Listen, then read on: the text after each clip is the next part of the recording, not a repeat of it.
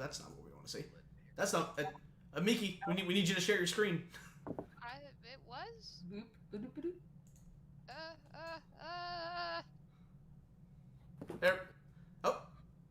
It's weird. I wonder why it stopped. Oof. There we go. Yeah. Click on that, Dan. There it goes. Wait, why isn't it? Ah! Be right back.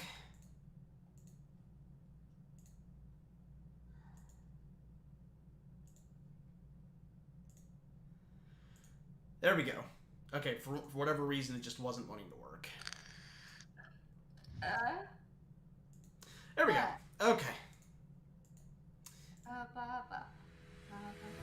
So, guys, I hope y'all enjoyed the episode. We're doing a little bit of double dipping tonight. Hey, double dip. We are, Don't say that. So, tonight, I'm joined by... Oh, shit. Things are broken. Okay. I'm joined by Chibi Tales, Dogarex, and Legend by Design. Dark on Full Power will be a little late, but he should be here soon. And of course, our artist, Miki. Can never forget Miki. I And... need like a long stick or something to shut my door. So, we're doing something a little different tonight, since we are doing both an art stream, but we did just premiere episode 3 of One Piece, and I figured, you know what, let's use this opportunity to talk about One Piece while simultaneously showing you guys what Check's all about. And I sincerely hope we actually do get some more people. But, so tonight we are making Dr. Molly Gray. And, she a crazy bitch. But, in the meantime, though, for the entirety of this stream, feel free to ask any abridged questions. Try and keep them pertaining to One Piece. And, we can answer them to the best of our ability. And just a quick reminder, if you're not familiar, Chibi Tales is the voice of Chopper and Tashigi. She also is a writing assistant for One Piece. Doger is the voice of Smoker. And yep, there you go. He's also our visual editor and a writing assistant, as well as co-director for One Piece. Jesus, I lost my train of thought there for a moment. And then we have Cody, who is the voice of what is arguably the best character, Ace. He is the co-writer and co-director for One Piece. Yay! That's me. So, That stellar introduction. I genuinely mean that. Thank you. hey, not a problem. Oh, and ladies in the chat. Hello, lady. Oh, what up, Lady Chan? What up? How's it going? Oh shit, that's not what I Girl? wanted. Oh, damn. With the Chopper is the best character, shut your filthy mouth, Tony. Oh, Shadow. It's because Ace only got 2 episodes, buddy. No. And Chopper is definitely the best character. I feel like he's got the best lines, in my opinion. Well, everything crazy we just kind of throw into his mouth. Like he gets the bestiality line, he gets the knob line, like come on. He gets the Probably bitch line. Oh, we got the bitch one. I think the nom line might be my favorite. The nom line's definitely my favorite. It is my favorite bit in the whole episode, maybe. I am 100%. so dude. 100%. glad that was like one of my ideas that I was just like, it was just we were watching footage and Chopper just always at certain points always has this look of like he's having a war flashback or something. Like that's just how he looks, and I'm just like Facing off he into the thinks distance. he needs to be a war vet or something. Like he always looks like he's having flashbacks, and I'm so glad Or- that Or at the very actually least- became Or at the very least, drive the point home by saying he is. no, But we don't know. I would love to just like have like just a moment where like Chopper, you know, it's one of those scenes where Chopper's got this distant look on his face, like he's having a flashback, and it just slowly pans to his face, and like you see like the war visuals like start kind of like slowly coming into like fading in. You want a very literal Vietnam flashback? Well, so now we can talk about one of the fan art submissions that I would love to see from Miki in one of her streams, and that is just like Chopper decked out in like fucking like stereotypical like Vietnam War gear, fucking smoking a cigarette, just just. You have to remember he was a doctor. Goggles. He was a doctor in Nam, see? So no. Like I mean, yeah, I would love to see that, but at the same time, that one submission, just Chopper drinking a cup of Joe, and it just got the most fucking annoyed look on his. He is definitely one of the characters that we have that is like he kind of hates everybody. He really does. He hates everybody. Let's call a spade. He's dead inside.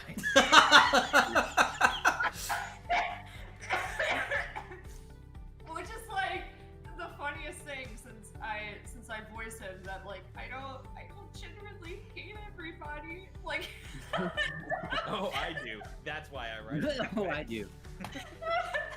I mean, it definitely at the time, it had some shit going on, and like, I mean, it like now that things are a little different, I'm still gonna be able to help write for Chopper, because I think I came up with some good shit for Chopper like before I started like getting better mentally.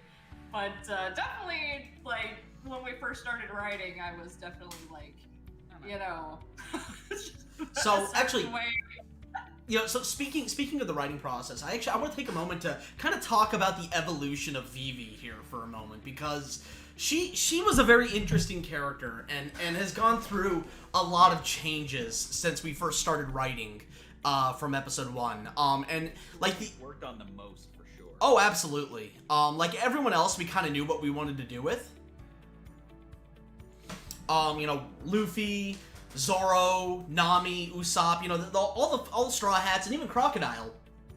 We know what we wanted to do with right out of the gate. Vivi, we had a general idea of what we were going for, but it was one of those things where we kept changing how her personality evolved from point A to point B, if that makes sense. And well, that took a lot of workshopping. Yeah. Being real, like we spent a lot of time. If I don't mean to hijack the go for it. Go for it. It's and you're right, Tony. That took a lot of consideration, and I think one of the elements that informed that decision was Carrie's performance, and that's what we needed in order to decide on a final direction for Vivi. But yes, as far as the actual writing process goes, yeah, that was the hardest. She was the hardest one, and the one we spent the most time on. It was one of those things where, because we knew that we wanted her to effectively turn heel, as it were, to borrow a wrestling term. We wanted her to turn heel. It was just a matter of, okay, so how do we accomplish that? So one of the early on ideas we had was that the old man, the old man that Luffy gets the water from, was originally, so it was going to be, this was back when we were thinking there was going to be more episodes. Like it was going to be, much more drawn out, and we were going to be focusing on the smaller plot points throughout before we decided to shorten it up and to make it to a 4 to 5 episode series. Hey, Jim Sauce, thank you for the $15 donation. You are awesome. He says, afraid I don't get time. Wait, hold up. What did he say? Just a second. Oh. I couldn't read it. Okay, in I'll time. keep talking. You do your thing until you Yeah. get it. Thank you. Yeah, no, it was, yeah, what was he talking about? Vivi, yes, thank you. Okay, he says, afraid I don't got time for a pun today, but stay fabulous, guys. Thank you very much, Jim. Thanks, Jim. Thank you. Don't know you, but you're pretty swell, dude. He is a swell dude. So, yeah, so Vivi, we wanted it. It was one of those things where one of my favorite character styles to write for is writing for the bright-eyed and bushy-tailed innocent person who gets more jaded as the adventure goes, and they get to the point where they just don't fucking care anymore. And you can see that a lot with our Wind Waker, where the Zelda, or sorry, not Zelda, Jesus, yeah, our Zelda Wind Waker, where the Link that I voice, he starts off like, he meets these fucking pirates, and one of the dudes is a literal fucking rapist, and he's like, oh, they seem nice. Like, the dude's complimenting him, being very rapey about it, and he's like, oh, you're nice. I hope you're having a great day. I totally forgot about that. Fucking Donovan.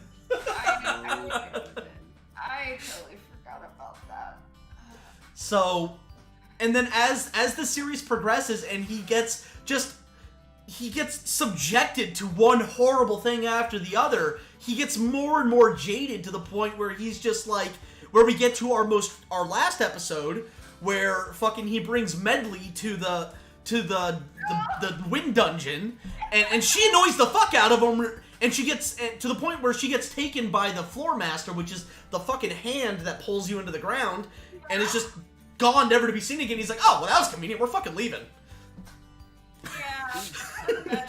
We're done here. Why is it that, like, a lot of the characters I voice get fucking shit on? So that was kind of the original plan for Vivi, where like she was supposed to start off as this implacable straight shooter with ironclad morals, and was just going to be slowly corrupted by the Straw Hats, and it was going to be one baby step of concession after another, where she would justify doing something that wouldn't be considered morally righteous, but in the name of her cause, and getting slowly more corrupt, culminating where the old man, Koza's father, would effectively get executed by Vivi for one reason or another. Like blood splatter that, like, fucking dark, like whole 9 yards thing. Like Ray would have had a field day working on that one, let me tell you. But as we progressed, we realized, yeah, these characters are fun, but we don't want to give them time to get stale. So we decided to kind of step up how quickly we were going to get through the stuff and gloss over a lot of the stuff that we considered not integral to the story we were trying to tell. Right. And at a certain point, that involved flipping the script entirely and saying, "Hey, Vivi's already fucked. Let's just like make her more human." That's as time goes on, basically. Yeah. So, and with her most recent line in episode 3, like, you know, well, of course I care about the citizens. They can't they can't pay taxes if they're dead.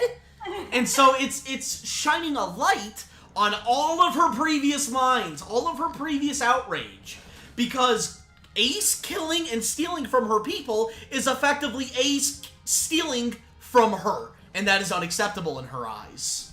So that is the reason for the outrage. She's always been this horrible of a person, and unlike her father, she sees the benefit of keeping the people at least mildly happy, or at least complacent enough to not do anything. Oh, apparently Cody and Doger are quiet. Hang on, let me get closer to my microphone. Yeah, I was gonna say, man, because I've got you up to 110, and Doger's up to 110 as well. Ote, is that better? Much better, yes. Okay, Ote.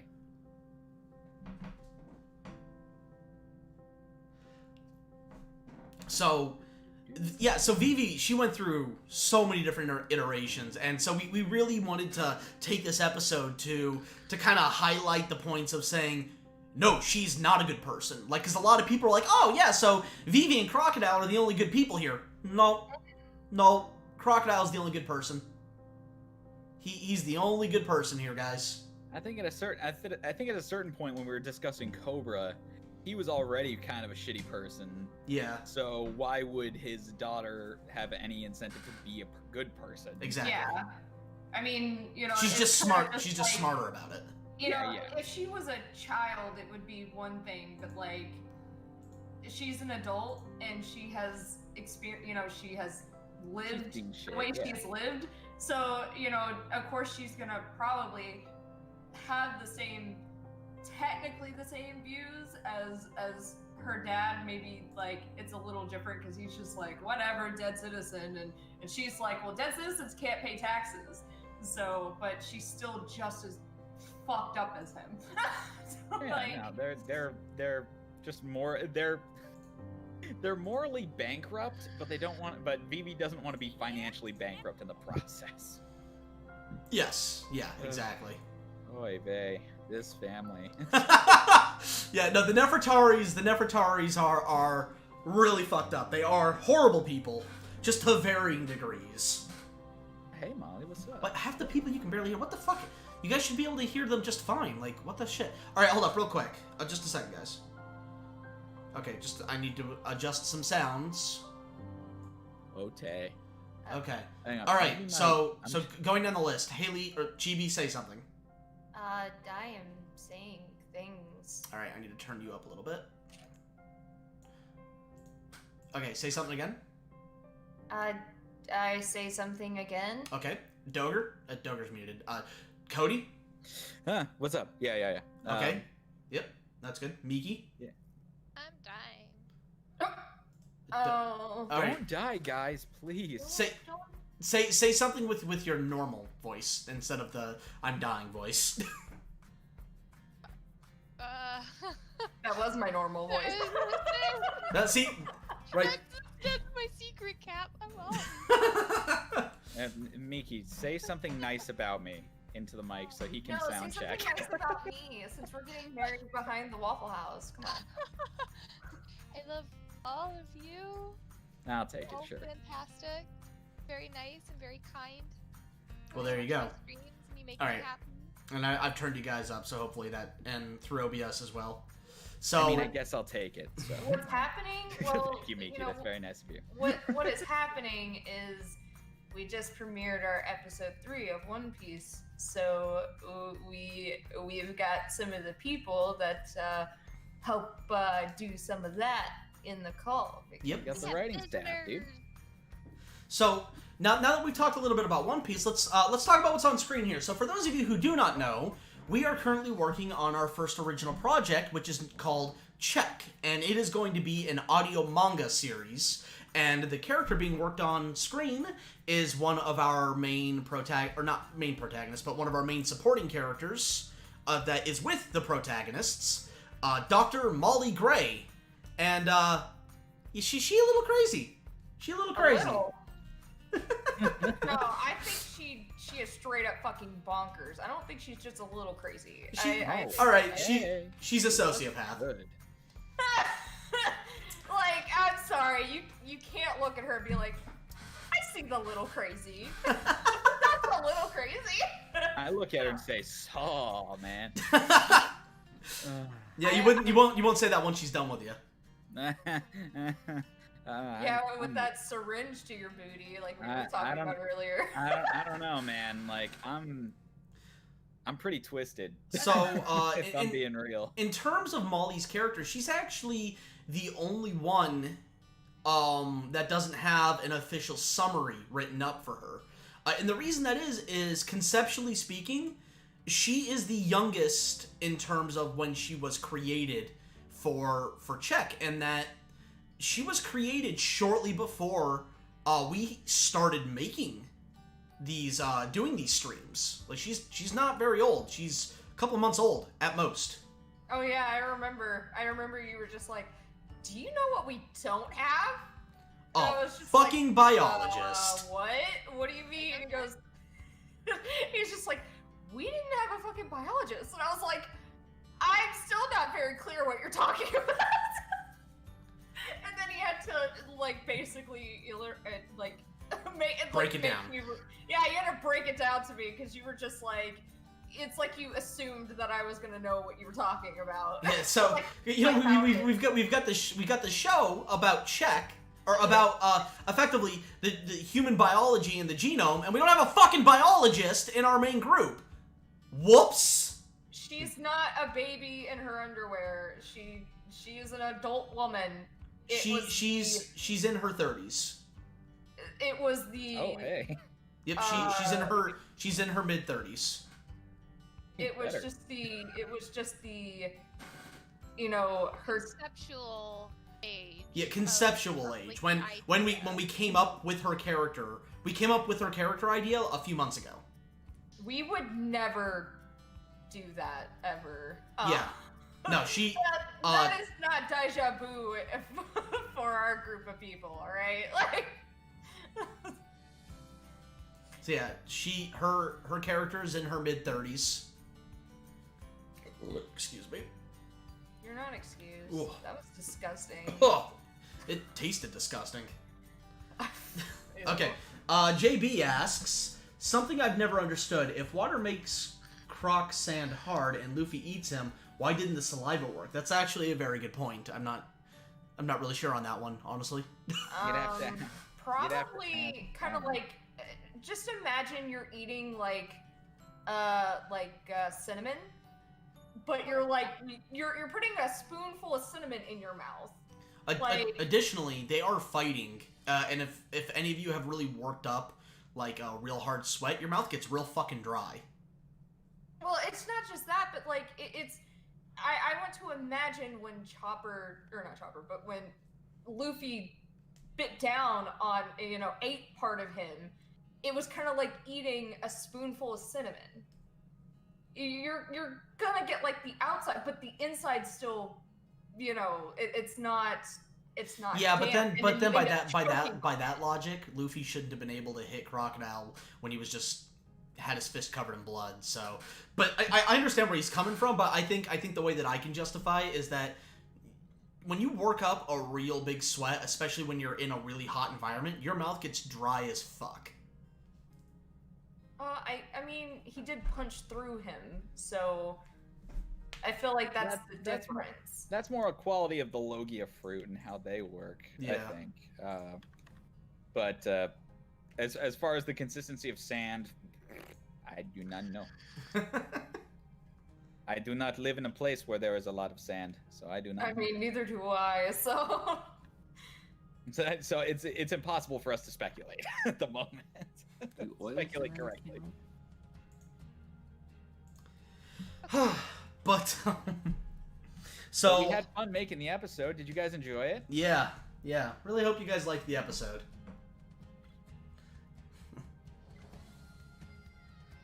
I know I enjoyed working on it. Yeah, it was a lot of fun. You did a good job, Duggar. Yeah, I really enjoyed working on it too. Yeah. Oh. Nice. Kidding. JK. Although Miki will be making the thumbnail for our Cells at Work one shot. What? Remember that? What? I didn't hear what you said. I forgot. I said Miki will be working on our thumbnail for the Cells at Work one shot. Yeah, I'll do that. I am doing that. I forgot about that. To be That is fair. my contribution to One Piece. Something that's not related to it at all. That's, you know what, Miki, me too. It's a Me Too movement right now. Dude, We're that rebranding me to what? Whoa. Let's take that down a notch. I really was not trying to rebrand it, but okay. Okay. Yeah, that was. Yeah. Let's. Okay. I gotta behave myself. So Molly's. I can't say I was on the same page there, friend. Yeah. I totally misread that. That's on me. I mean, no. I know I know you didn't mean that. Doesn't mean other people won't think that. Yeah, oh yeah, absolutely. And I'm apologizing in advance for that. Okay. Good clarification. Yeah, no, that was entirely my bad. Makes for a funny thing to say, but nothing else. And not even funny. You know what? Actually, now that I think about it more, I gotta stop. Yeah, just Why don't we just Cody, open mouth, insert foot, okay? Nah, I'm not flexible enough. Shit, I wish I was that flexible, damn. Me too. Anyway, Anyway, yes. Enough of my bullshit. moving on. So Molly's character is kind of an interesting one, where she is the type of to kind of quote one of the original lines for Cobra. She's a very eggs and omelets kind of person. Oh, all those lines. And that is a lot of lines. Holy crap. Where the way that she kind of approaches life is, well, the ends justify the means if the means are her science and advancement in her understandings of how things work, biology-wise. So, she likes to cut people open and figure out how they work. Oh, she would love me. Like, it's one of those things, like, and she's always trying to improve the human form, in the sense that she's like, ooh, you should let me amputate your right arm and replace it with a robot one. I mean, I would not be opposed. That's some Star Wars shit right there. Like, straight up. That's messed up. As long as it was being done for free. Oh, she'll Where you live in the United States, that's never gonna happen. like, because like an idea for This is the United States, so an idea for like one of her lines is like, it's like, ooh, can I can I open you up and see how you see how you work and how you tick? Don't worry, I'll use anesthetic this time. This time. So I forgot it once or twice. see, I would like for her to open me up and just, like, tell me exactly how she feels about probably the way my spine looks. Jim Sauce, don't worry, we viewers don't judge y'all. We just remember everything. Are you sure about that? We've had some people forget, like, I'll the keep most that in mind, mundane Jim. things. I'll keep that in mind, Jim Sauce. I'll keep that in mind. It's actually funny. It's funny you mentioned that, Jim, because that is Sally was one of the inspirations for her character. Sally and Stein from Soul Eater were the primary inspirations for her character. So it's funny you mentioned that, and thank you so much for the $15. Yeah, thank you. Yeah, I was gonna say, did that happen again? Yes. Oh, right on. 6:30 and we're already at the line art. This is progress. Making progress. But Give it a phase. so what? All right. So the reason some of you I hear you asking, okay, why is she in her underwear? Because that's just how she do. So she's a very kind of logical person. She doesn't like to do things that are unnecessary, and she sees clothing as primarily unnecessary. But Tetra won't let her walk around the base stark naked. So she compromised and is walking around in the absolute minimum, her underwear and her lab coat.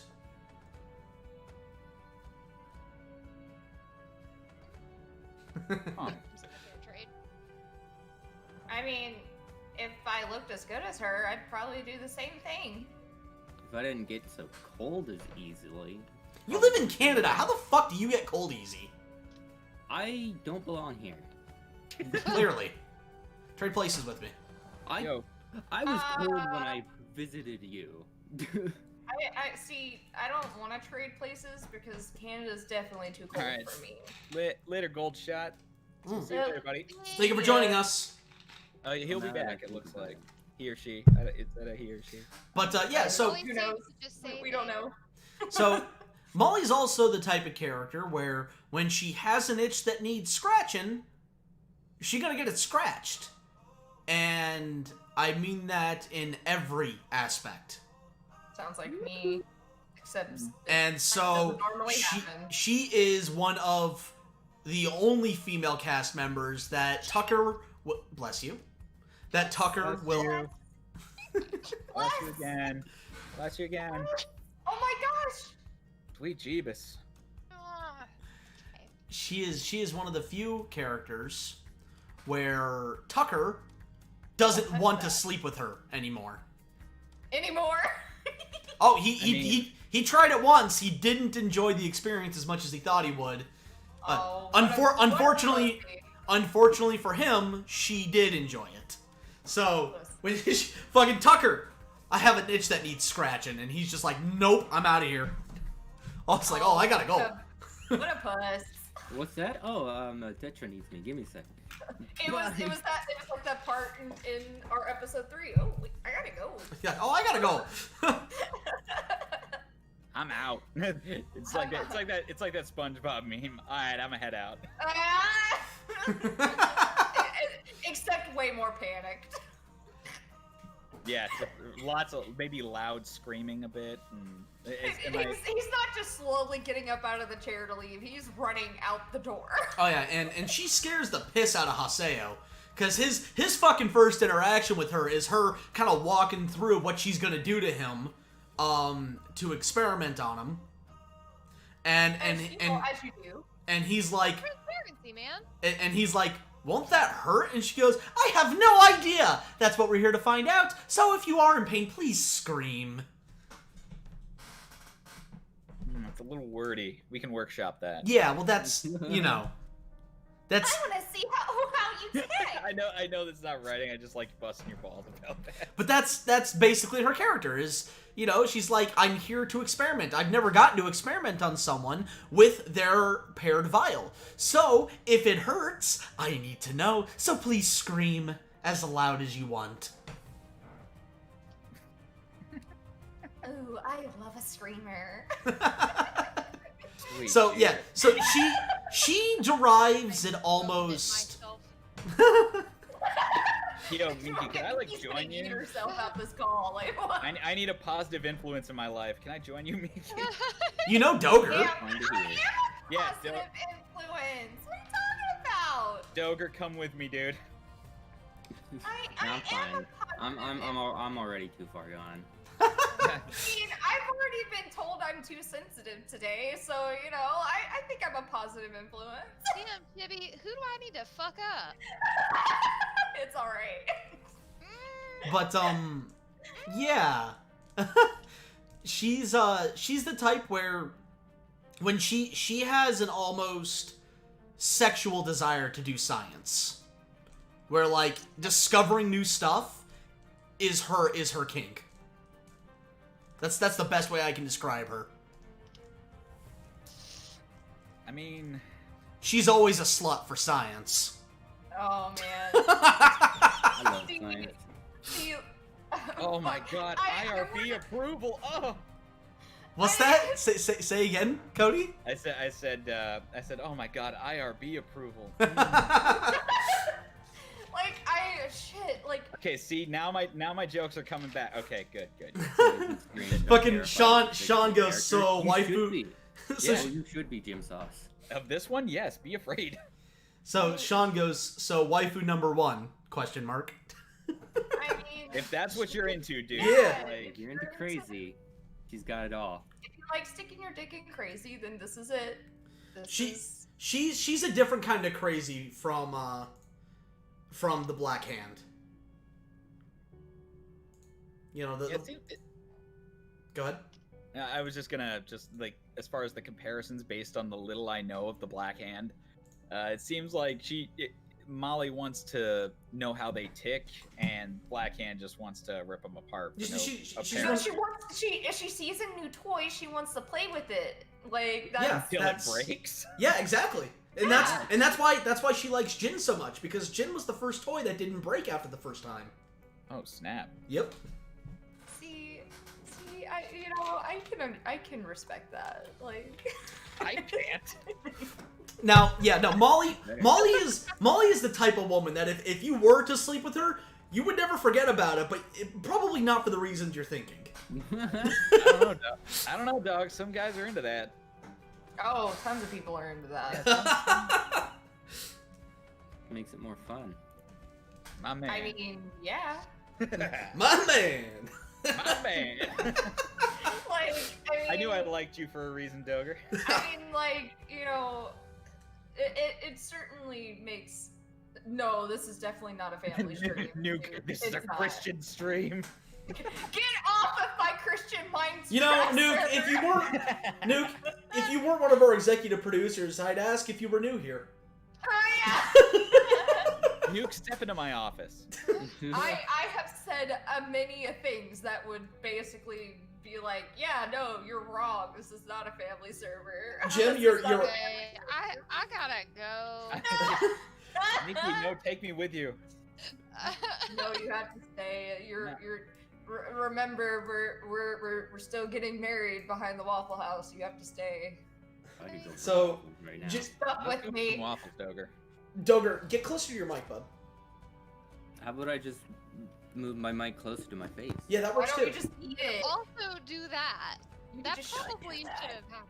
Why don't you You just should make just shut sense, your mic Doger? in How your about mouth. that?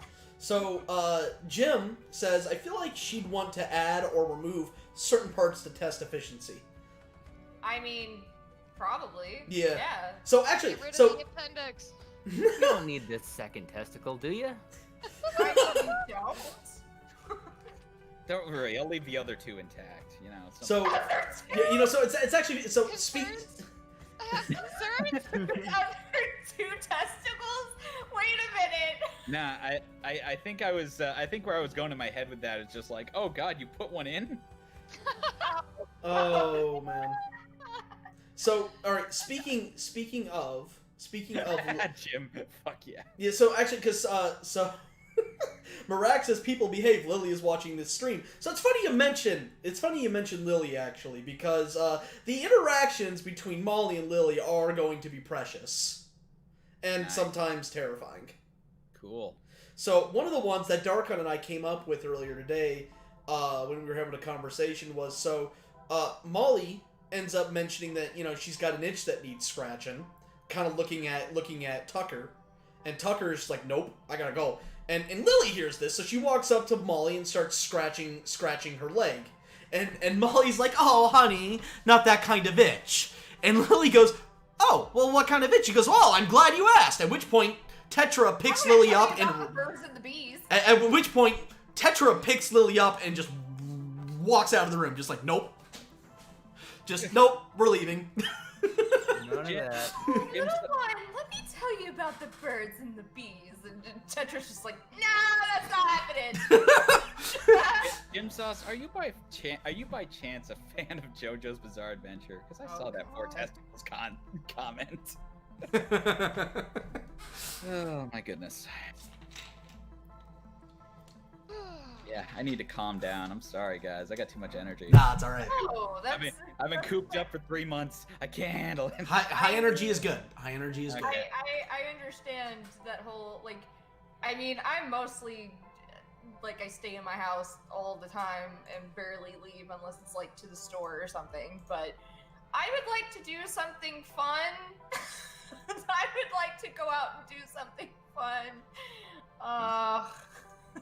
That's the one thing that I do have been missing, is I want to go out and do something. Also, for you guys currently in the stream, if you haven't already, go leave us a comment on the One Piece episode. Seriously, comment, like, share it around, because before our episode 1 got taken down, it was knocking on 300,000 views, and it got taken down, and since we re-uploaded it, it has barely broken 10,000 views. And episode 2 just broke 10,000 views, like, a few days ago? Like, and episode 2 has been up longer than our episode 1 now, since we had to re-upload episode 1.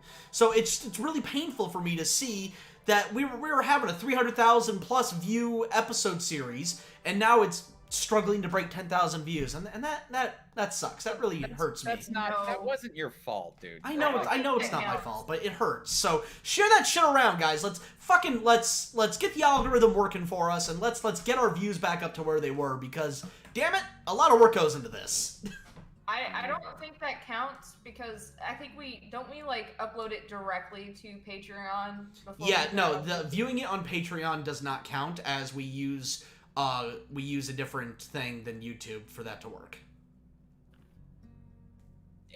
Yeah, Cape Vest, there is we just premiered our episode 3 of One Piece right before the stream started. If you guys haven't already, hit the bell icon so you're staying up to date. YouTube, for some reason, fucking hates us and doesn't like to send out our videos to our subscribers. You know, like they're supposed to.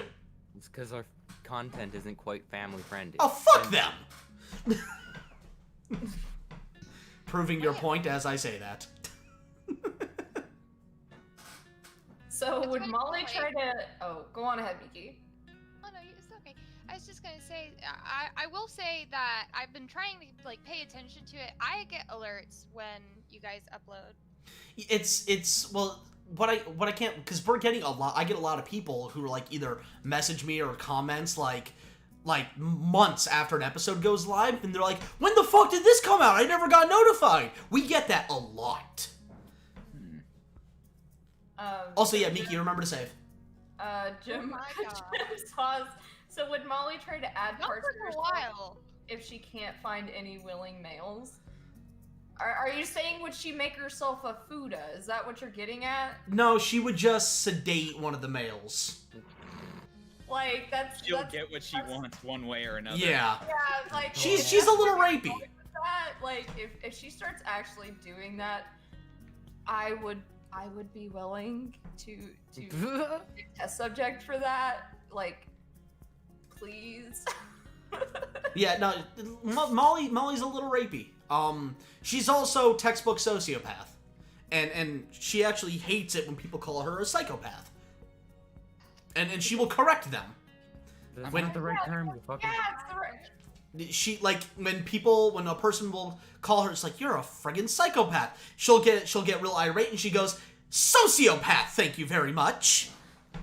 See, I'm kind of this. Make it even more specific. I'm a high-functioning sociopath with humanistic tendencies or whatever. Yeah. Something like Thank that. you very much. See, I'm kind of the same way, just because I hate it when people confuse the two. So, like, not that I'm a sociopath or a psychopath, but I just don't like it when people confuse the two. Well, that's because a psychopath actually isn't a real thing. That's Hollywood. Well, I mean, So, like, the normally- term.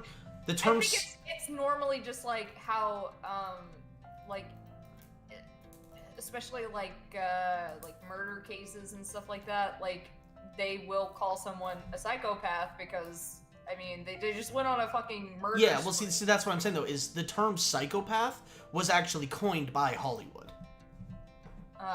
But like I just hate it when people like they you know, someone's like, oh, I'm a sociopath, they just automatically assume, oh, you're a psychopath, you're like, and it's like, no, whoa, that was a close-up I'd like to be in again.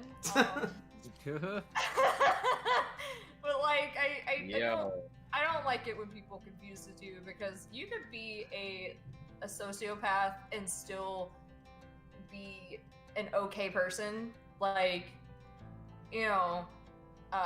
So calling someone that's a sociopath and then calling them psychopath is like, no, there's a difference between the two. Stop it. But in her case, it's kind of just like, no, this is exactly what I am. Get fucking right next time. Yeah, that's the vibe I'm getting from this chick. I'm sorry, is that not a PC? I don't actually know. Who cares? I do. I don't want to be a mean guy. You're not What? though. I don't know. I don't It's even just know what I'm that saying right now. I mean, she sounds like she, you know, she knows exactly and she's proud of it. Like, she's just like, she's not going to elude the, try to say that's, she just wants to make everyone understand this is exactly what I am. Don't confuse it. Yeah, no, Don't and get she it twisted. and she's definitely a very selfish and ambiguous character. She like kind of going on the same, the fucking topic that we're at, sticking your dick in crazy. She's the type where, she's just about getting herself off, and once she's done, she's leaving. She's like, all right, it's just been scratched, back to work. That's her type of character. She's all about her self gratification. She doesn't care what it will cost the people around her, as long as she gets what she wants. I'm getting a little bit of Patricia Tannis vibes from this Who? character as well. Patricia Tannis. You know what? Shadow Reaper literally just said that. Really? Look at chat. Right as you were saying that, you know what that reminds me of? An older Terranus Cook from Witcher. Tyranny Cook. from Tyranny. Witch. Oh, sorry, I thought it said Terranus. No, That like- E looks like a C for me. Yeah, it was just Patricia Tannis from Borderlands was who I was thinking. Oh, okay. Yeah, a little bit. Yeah, a little bit. Little bit, but Welcome at least, back. but like Tannis actually cares about people for the sake of being people, rather than that's not the vibe I'm getting. From Oh no, absolutely not. Molly cares about people that are useful to her in her research. Yep. That's if you don't interest her in a scientific way, or it can benefit her in some way, she doesn't really give two shits about you. Cool. And not cool, but cool. Oh, that's cool. I mean, it's. Cool as in I understand, not cool as in, oh, that's a cool way to live life. She's definitely I'm not sure if I would classify her as chaotic neutral or chaotic evil. I don't think evil's the way to go. I would say chaotic neutral. That sounds about right. Chaotic if that's neutral is basically you serve your own purpose regardless of the consequences Yeah. to anybody around you. Yep, You are loyal only to yourself, not good, not evil, only to yourself. Yep, she's chaotic neutral. That makes sense. And she Yeah, she is a mad scientist. I mean, She is straight up a mad scientist. Yes. yeah, no, like that's why she was. I mean, But she's also good at what she does. She's integral to the research on Haseo. And, after he has set firm boundaries with her, they get along a little better. I mean, that's why we were talking about Stein from Soul Eater, because he is technically a mad scientist, and that's, I mean, she's kind of based on that. So Yep. So yeah. Yep. Sally from Black Clover and Stein from Soul Eater were the. See, I didn't know who Sally was. I don't watch Black Clover. It's the same reason why I don't watch the newer season of Seven Deadly Sins, because oh my god, the animation that I've seen from Black Clover it makes me cry, and I just, and plus I've heard Asta's voice and I can't stand to listen to it, so sorry to the English VA that voices Asta, but I just can't. So Honestly, it took me a little while, but Asta's voice grew on me. I'm the same way. actually. I'm the same way. Yeah. I've heard his voice way too many times, and I'm just like, it sounds like nails on a chalkboard to me. I can't. I'd rather read the manga, but even then I probably won't, because it feels like just another, like, I'm gonna be Hokage, king of the pirates, like Yeah. so I'm gonna be the Hokage wizard. Likes the anime, but I find it charming now. It took me a little while to get used to, but yeah, exactly. Yeah. I think it's charming. It had a super slow start. It dragged on. But then again, I'm shonen trash, dude. I'll just watch all of it. I like what Marak said. He said, just imagine you're watching NASCAR every time Asta opens his mouth. Oh See, my goodness. I can't do that. I just can't. Because then all I'm going to hear is, near, and then that's all I'm going to listen, like, that's all I'm going to hear the whole time. Maybe that will make the show enjoyable for you. Yeah, but I won't be watching the show now because now I'm gonna think everyone sounds like NASCAR noises, and then like That'd be cool. I won't be like paying attention on what's going on. So You see, I think that would be funny. If only for a little bit, I think that would be funny. You know what? Now I'm just gonna make a little short video of that. Just like fucking the Black Clover cast are talking, and then fucking Asta just opens his mouth, and you just hear NASCAR noises. Can I do the NASCAR noises? I was just gonna take like just a sound clip of the NASCAR sound. No, I want to do it. just cutesy, like meow, meow. No, that would be when the bird opens its mouth. No.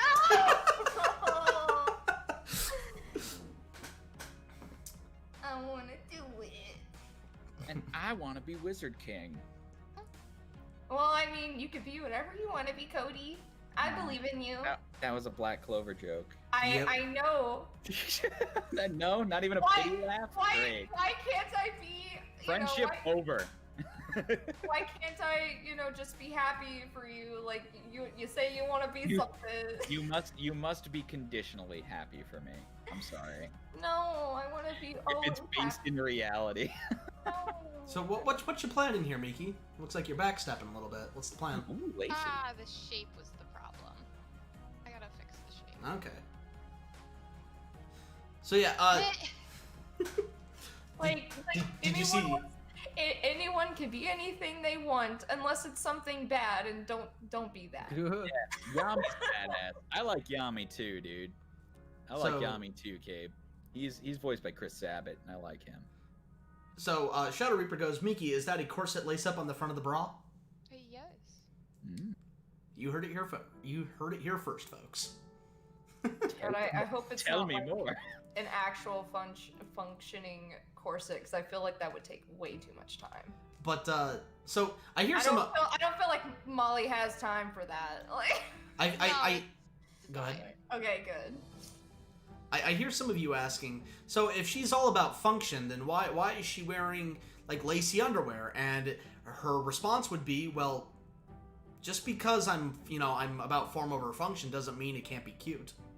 Yeah, it doesn't mean I can't wear sexy things, like, Thank you for joining us, Jim. If you look at, so I mean, like, and here's Jim, you're the man. Thank you. The logistical part of it. If you actually look at just like the standard, oh my god, the shape of the bra and everything, it's actually just a very standard design. Like, there's not like any intricate straps. There's not any bows or ties or bells or whistles. It is just a very like standard. You snap it on, pull the straps up, and go. So it's not even necessarily that it's not form over or fashion or anything like that. It's both. Like, you could literally just go to like Walmart and buy something like this. Like, you don't have to go to Victoria's Secret to buy something like this. So it's like I don't know. Molly's starting to strike me as a Victoria's Secret gal. I mean, she could, but at the same time, like, Victoria's Secret is way more confusing and like more frustrating than just going to Walmart. Hence, perfect for a mad scientist. I still feel like she just don't have time for that at all. Ain't nobody got time for that. Ain't nobody Like, got time for that is taking time out of her experiments, okay? Like. But yeah, so someone asked earlier about her medical what her scientific specialties would be, it is biology and anatomy, and you know, like to the nth degree in terms of like, you know, like it goes down to the human genome level of the biology and anatomy side of things. Like she goes crazy. She's not the best in terms of creating the tech that she would graft onto people, but she's good at grafting it onto them and doing that sort of side of the things. You know, making it, you know, the designs for them, but not creating them or fabricating them, if that makes sense. That's where Macro comes in. Macro makes all the tech mumbo jumbo stuff. When it comes to cybernetic enhancements, she will create the design and how it will interface with the body and the nervous system. And Macro just makes it. But Macro makes it. You know, he fabricates everything.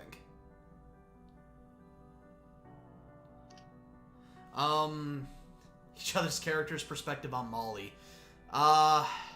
Terrified. I think you actually did just go over that. She cray. She's crazy. That's what she is. She's scary, she's crazy, but so long as she gets to do her science, she'll be on your side. So that's kind of you can still be terrified with someone you work with. Yeah, it's sort of like in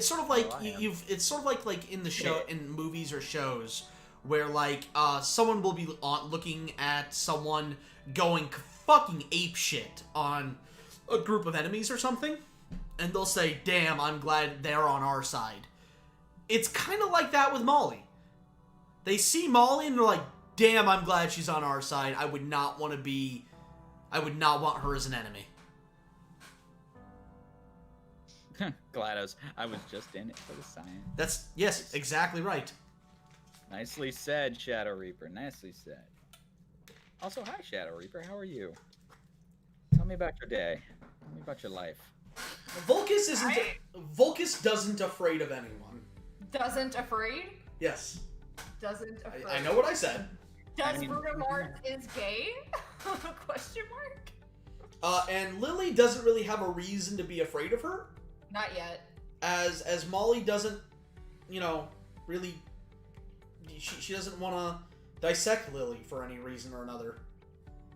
In fact, not yet. Anyway. In fact, Molly is, you know, well, not Molly actually. Now that I think about it, but no, Lily has no reason to be afraid of Molly. Not yet. But in time. No, she's not gonna. See. Look, but the thing of it is that children are oblivious to a lot of things. So why would she be scared of her? Exactly. Wait until she gets older. Yeah, I was gonna say, That's what I'm saying. he's gonna end up becoming super popular, and then people are gonna be like requesting a time skip. Like in time, she will come to realize. She will come to know, and then it's like, oh God. I was hanging out with this monster this whole time. Exactly. Like now, I'm just imagining like a teenage Lily mentioning how she really likes this guy at school, but she can't get her to notice him or him to notice her. And Molly's gonna be like, "Oh, honey, here, just inject him with this, and he'll be all over you." and then she's just like, "Oh my God." Oh my God. Then it just really starts to hit her, and she's like, "Oh my God." Now. So much makes sense. Exactly. So much makes more sense now. Inject him with this, or here, let me teach you the magic of chloroform. I finally understand Just- why Twitter always ran. Yeah. So, just walk up to him and be like, "Hey, does this smell like chloroform to you?" Yeah, basically. That's what I'm getting off this character. Oh my God. I'm glad Darkon isn't here to listen to my bullshit. Oh no, he would be in on it. Oh, he absolutely would. Probably full well like, you know, everyone thinks that, like, everyone thinks that Dargon and Doger are just like these sweet cinnamon rolls, and then like, then they come to find out, you know, like, Dargon is a sweet, innocent, like, cinnamon roll when it comes to particular things, but he ain't that innocent. So... Well, I got to that point in our relationship with Doger. I'm just saying, like, Doger and I have had conversations that were pretty awesome. But I guess I haven't had an extended conversation like that with Darkon. So Yeah, but I hope I do. I hope I get to. yeah, that's Tetra is always kind of keeping a close eye on Molly when Lily's around, because she out of everyone in the group, she probably trusts Molly the least to treat Lily like someone should treat a child.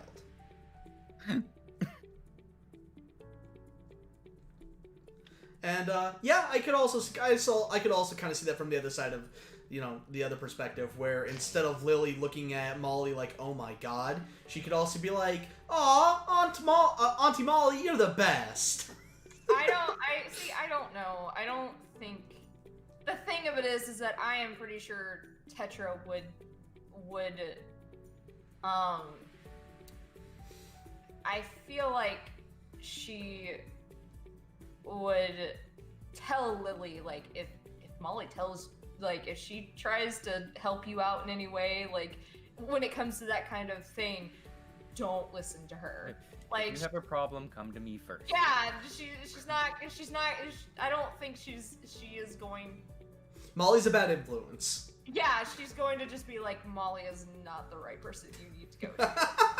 So, see, that's why I'm just like, I don't, like, if she ever did go to Molly, I don't feel like she would be like, oh, thanks! She would be like, oh, maybe, like, oh my god, this is the reason why, Tetra tells me not to go talk to Molly, like, ever, like, about, like, certain things. Kids are smarter than you think, trust me. Hey, Miki, let's make that plunger circular. Or is it circular? I can't tell. It is circular. That's is it? Just it's where it's positioned. Oh, it's like, yeah. It's not really like on the tip of the thumb. It's more like on the side. Okay. So it's just a side view of like, yeah. Juan, Carson isn't here. That's Cody. Hey, Juan. Been a while, dude. How you doing? We have Chibi, myself, Doger, Cody, and Miki. Darkon is not here at the moment, unfortunately. Yeah, he had some stuff to take care of. I'm doing good. How about you, Juan?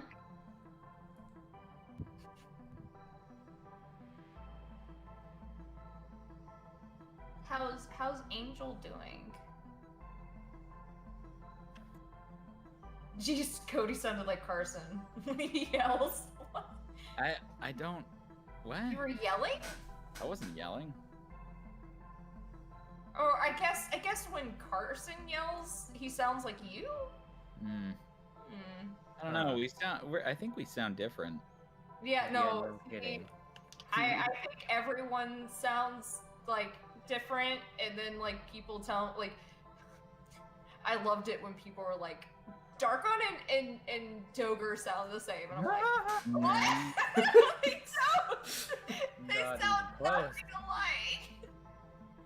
And then, like, there was a point where it was, I think Darkon and Richie, like, someone said that Richie and Darkon sounded the same, and I'm like, no. Not even remotely close. Yeah, like, you need to get your ears checked. Get the dick out of your ear, people. Come on. It sounds like you need to get your ears cleaned. Like, you need to actually go to a professional and get your ears cleaned because they don't sound anything alike. Molly, you're gonna feel a slight prick. Yes. I feel like that's gonna be a catchphrase now with the fans. Shadow Reaper, we call Darkon and Doger. We fucked up their names all the time, so you're not alone there. Yeah, it's because of the double D, man. Yeah, well, they're both Canadian, and their names both start with D. I'm done. I guess I don't really have that problem a whole lot. Like, I think I've done it a few times, but I have not done it as much as like Royce has. Like, I remember, like, when we were playing, like we'd play Final Fantasy a lot more than and he would either call Darkon Dogre or Dogre Darkon like all the time. Or like at one time I cycled through all of the names. Fucking Dogre, Royce, shit, Darkon, fuck! You know what, Whoever you are. I would have laughed my ass off if you accidentally called them me. I'd be like, oh. Okay. Miki has been pretty quiet. Miki, wanna say hello? Hi. She's also really tired. I feel your pain. She's just done with. Or bullshit. Well, see, all right. I was gonna say my bullshit, and then I'm just like, really? Well, see, the thing is, though, I think you're the least bullshitty out of everyone here. I think I'm the one. Oh yeah, that you're has... the golden boy. Well, see, I think I'm the one that spouts the most bullshit during, like, if I'm a part of the streams. I think I'm the one that spouts the most ridiculous. None of you are a problem. My goodness. I never know. I'm being overly cautious because yeah. Wow, that's a good anime. well, see, Miki is used to only having to deal with Darkon and I, so she's That just is a good. I like that. just too many of us. She's overwhelmed. There you go. See, my mom does that though. The Shadow said so. Tony acts like my grandfather, just cycles through all of his grandchildren's name until he gets the one he wants. See, that's my mom. I have been called the dog's names before. Oof. Or you know, or I'll just give them a nickname, and instead of actually learning their name. Yeah, you know, like your My stepsisters. Yep. Nappa and Dave. Well, first it was Anna. Amanda. Oh no, it wasn't Amanda, wasn't it? It was Amanda, but now she's Dave. Well, see, I call them by their names. Like at first, I look like a Dave. She acts like a Dave. I called them by the nicknames because, like, the only times I ever heard their actual names was when we were at your mom's, but that wasn't a whole lot. And I'm around you 24/7, and you kept calling them by the names that you gave them because you couldn't remember their names. And and then when I learned them, I was like, you know, actually calling them by their names, and you would get so upset, and you're like, it's Nappa and Amanda, and I'm like, no, it's not. Start calling them by their actual names. I refuse. I refuse to do that. Yeah, no, he called me Steve for 2 weeks because he couldn't remember my name. Okay, to be fair, Even though, motherfucker, you had me as a friend on Facebook, so you could see my name every fucking day, and for 2 weeks, you called me Steve. To be fair, though, at that convention, I called everyone Steve. Yeah, but you started calling me Steve first. That is true. And then You were the first favorite. Steve. You were his favorite Steve. You continued to call me Steve even afterwards, and even one of your things is I can't remember your name, and I'm like, it's on Facebook. You're looking at it right now. Oh, is that what that means? So Miki, I really like your art. Yes. And I want to reestablish that fact that I really like the way you do things. Aw, I appreciate it. But actually, on the name thing, I still have. I'm turning 32 this year, and I still have relatives that call me kid or the wrong name or call me my brother's name. Yeah. See, I don't have relatives calling me anything. So. Yeah. People usually call me by my Wow, way to make me sad. Jeez. I don't have a whole lot of relatives that are still alive to this day that I have much contact with or like have a relationship with. So all the ones that actually like either called me by my name or, you know, whatever, they've passed away. So I really don't have any relatives that call me anything, you know. It's that's just how it be, you know, with my family is I I still have some relatives still alive, and I don't have any contact with them, and so it's just one of those things. I'm not sad about it or anything. It's just I am. Damn. don't be sad. It's their own damn fault, okay? It's that's them not wanting. Yeah, it's them not wanting any contact with me. So Miki, yeah. if that makes you sad, I've got some stories to tell you off stream. No, I'm okay. Hey, there's Darkon. Darkon, get the call, bitch. Consideration is fantastic. Darkon, But- say my name. No? Okay. Darkon's in the chat. Darkon, get the call. Done the meal. Yeah. Alright, he'll be on soon. Okay. He'll be on soon. But I mean, don't be sad, because I'm not sad about it. I definitely probably was when I was younger, but now that I'm a lot older, I'm not sad about it. So no reason for you to be sad about it either.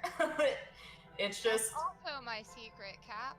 I'm always sad. no, please, don't be. I get that reference. Look at you. I'm Getting so. the references and stuff. Aw, I'm. Look at you being topical. Look at me going along with the joke. I'm the one that's I'll be 32 this year, dude. dead. Oh my god, that makes me think of the newest guy that they introduced to SmackDown. This is, Matt Riddle. Yeah.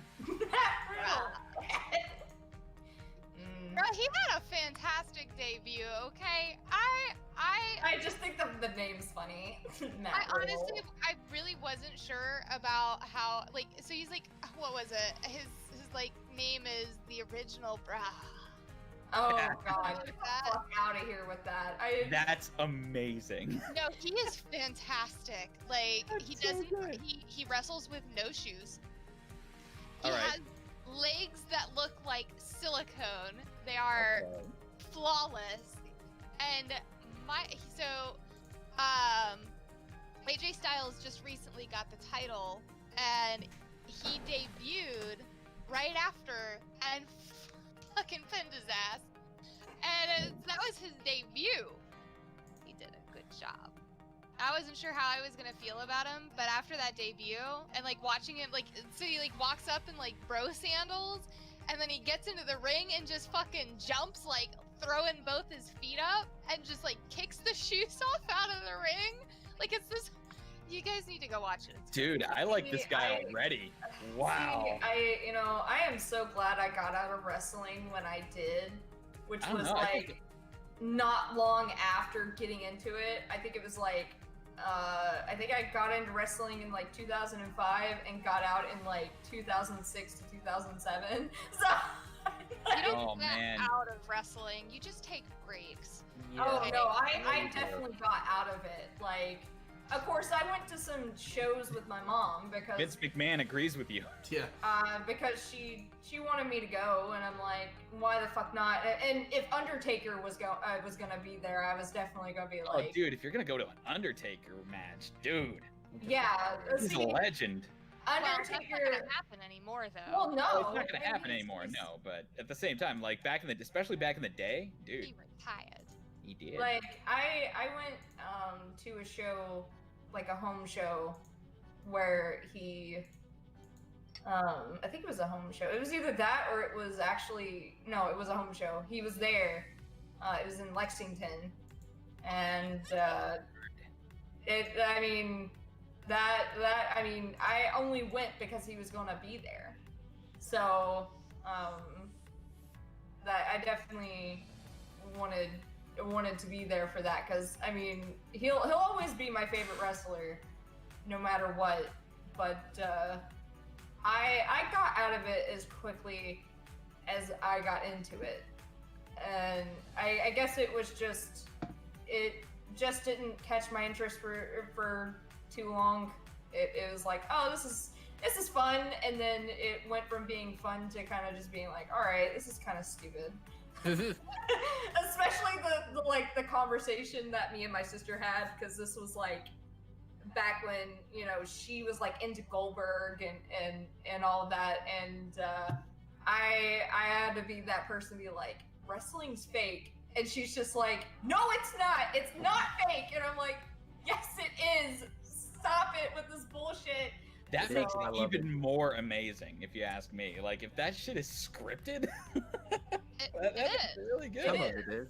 Some of it. It is. Yeah. Yeah. Well, yeah, there are some instances, like, you know, fucking, oh, that one Backlash I went to where, Trish Stratus fucking broke her shoulder. Like, Ooh. that was not scripted. That was, you know, an accident. So, Oh yeah, I understand. Yeah, injuries are not scripted. oh, well, Yeah. some people think they are. Well, hold on. Some are, and here's are? like some of them are for like Wow. story purposes. So as far as the scripting goes for that, like for wrestling, is that they basically have like an end goal, like an end story, that it doesn't really matter so much how you achieve it in between. So like a lot of the wrestling moves and things like that you see, that is real. But the outcome, the results, the tea, the drama, that is all a built-up script and story that is written out and dictated and decided by the WWE. Now, for some of that tea and drama, they actually will stage injuries, and a lot of the so one of the ways that you kind of can tell and know when it's a staged injury versus when it's real is that there is these guys in blue suits who are always around to like pull a wrestler off of another wrestler, or to like talk to. So like the most recent one I can think of is when Jeff Hardy and Sheamus were going, like they were having their whole like tiff, and Jeff Hardy like accidentally drunk drove into Elias and sent Elias to the hospital. Well, first and foremost, we're pretty sure that writer got fired because Jeff Hardy has worked his ass off to get away from all of that shit, and that was really shitty of them to put him in that situation. But then they pulled this whole spin, right? So they pulled this whole spin that it was Sheamus who planted whiskey in his car and knocked him out, and like made it look like this whole thing happened, that he was drunk driving, but it was actually like Sheamus being a heel and you know, stirring up the drama. But during that altercation, when they found Jeff Hardy and the cops were like wanting to question him or stuff, there were guys in blue suits who were like, you know, oh no, you like he's our wrestler, like it's fine, like let us talk to him. It was like trying to like kind of, you know, manhandle the situation. So anytime that and you'll think about this now when you watch like if you watch WWE, SmackDown, Raw, whichever, you know, if you see an instance where somebody's like injured or like there's this whole altercation going off arena or like off ring, look for the guys in the blue suits and react. I So, honestly did not know most of that. Thank you for telling me that. So for those of you just joining us, if you weren't aware, we are we just got done premiering episode 3 of One Piece. If you haven't already seen that, please go do so. Remember to give us a comment, like, and make sure to hit the bell icon because YouTube doesn't like to update people when they should. Because, you know, and make sure the bell icon is the right kind of bell icon. yeah, hit it to all. Yeah. Because YouTube, It's a good episode, guys. You should watch it definitely is. I think it's definitely one of our best. Yeah, the editing work, the sound work is amazing. Oh, Yeah, everything Calvin about did it really came together very well. Calvin did a great job with Very, it. very good. Calvin. Yes. Calvin's really good. All right, Tony, you asked me once upon a time how good I was at drawing. Whoop. At drawing feet. How good am I at drawing feet? Looks good. Okay. I mean, I'll be honest with you. When I first saw it zoomed in, I was thinking, "Oh, gross." But like zoomed out though, it looks much better zoomed out. Like it's like a perspective thing, you know? Yeah, when the shading goes into it, it will Yeah. also look a lot better. Oh, our music stopped. That's unacceptable. Oh yeah, I forgot we play music. But so this is before we get into Molly's character, again, for those of you who haven't, make sure you go check out the episode. Hit the bell icon, set it to all, seriously, because YouTube hates us and doesn't like to send out our videos like they should be doing. We also have a Patreon, and you get lots of cool perks if you're a patron. Like, our patrons get to see all of our episodes before anyone else. They also get to see a lot of some cool behind the scenes stuff for Czech. Like, they can hear some of the original music we've got going on that is currently a patron exclusive. So if you're not a patron, you don't get to listen to it. Not yet anyway. There it is. Must have been somewhere. Yeah, well, hold your horses there, Nuke. If you want to become a patron, only do so if you are able to. Don't go into debt on our account, and only donate as much as you feel comfortable. We have a bunch of different tiers. We've got the $1 tier, a $5 tier, a $10 tier, a $25 tier, a $50 tier, and our most recent one that we made per request, because this wasn't one of the original tiers because we thought it was just too much, but because we had people requesting we make it, the $100 tier, which is the executive producer tier. Please don't max out your credit card. Yeah, please don't. He's joking. Don't listen to Gold Shot. Yeah, but the executive producer tier, they get ground level stuff. They get to see everything from the ground up as it's being made. They get access to all of our private Discord servers that are for our various shows. Sneak peek on those scripts. Sneak peek on the script. They get to join when we're brainstorming ideas. I mean, they are a cast member in everything but name. In that respect. And Maximum Overdogs, they get a week, or if we're able to, a week early access. We generally want to give them a full week where they get to see it before any of our other patrons, but sometimes that's not always feasible. But effectively, they get to see it as soon as the episode is ready for the public. And so the difference between that and an executive producer is the executive producer, they get to see all the various drafts. So they get to see the good, the bad, and the ugly. Yeah, they get to also be a part of... If they have a good enough mic and recording setup. No, that's not what I was getting at. Oh, okay. What I was getting at was, like for One Piece, we had them come in and we do cold reads. Yes. With them there and see what they think about the script and stuff like that. Yep, they're a part of the creation process. You know, they help us kind of gauge reactions and figure out where we want to take the next draft. Whereas the Maximum Overdogs, they get to see what the general public gets to see just earlier than anyone else, but with the exception of the executive producers. If you guys are really into wrestling and you want to make a wrestler, $10 and up patrons can make wrestlers to show up on our gaming stream, Fat Dog Wrestling, on our gaming channel. Which, by the way, if you're not already, go subscribe to. Link in the doobly-doo. Reminder that I have a question about that. Oh, go ahead.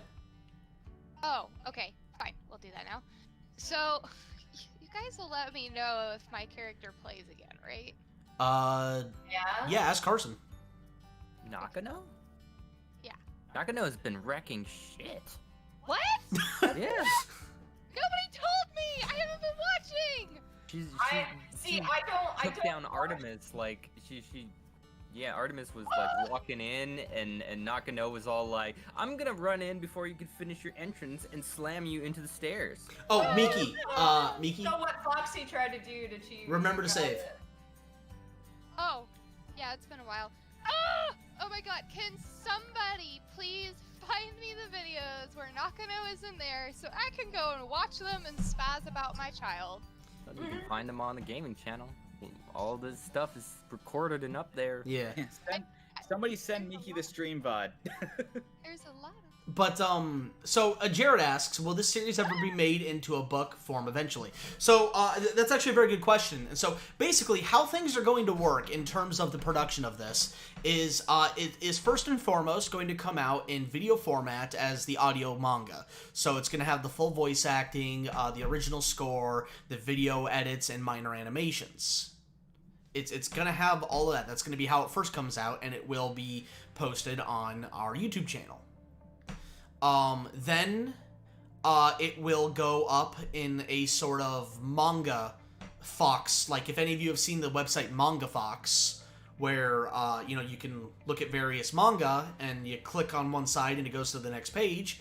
Then it will, like webtoons. Yeah, it'll be kind of like in that format after that.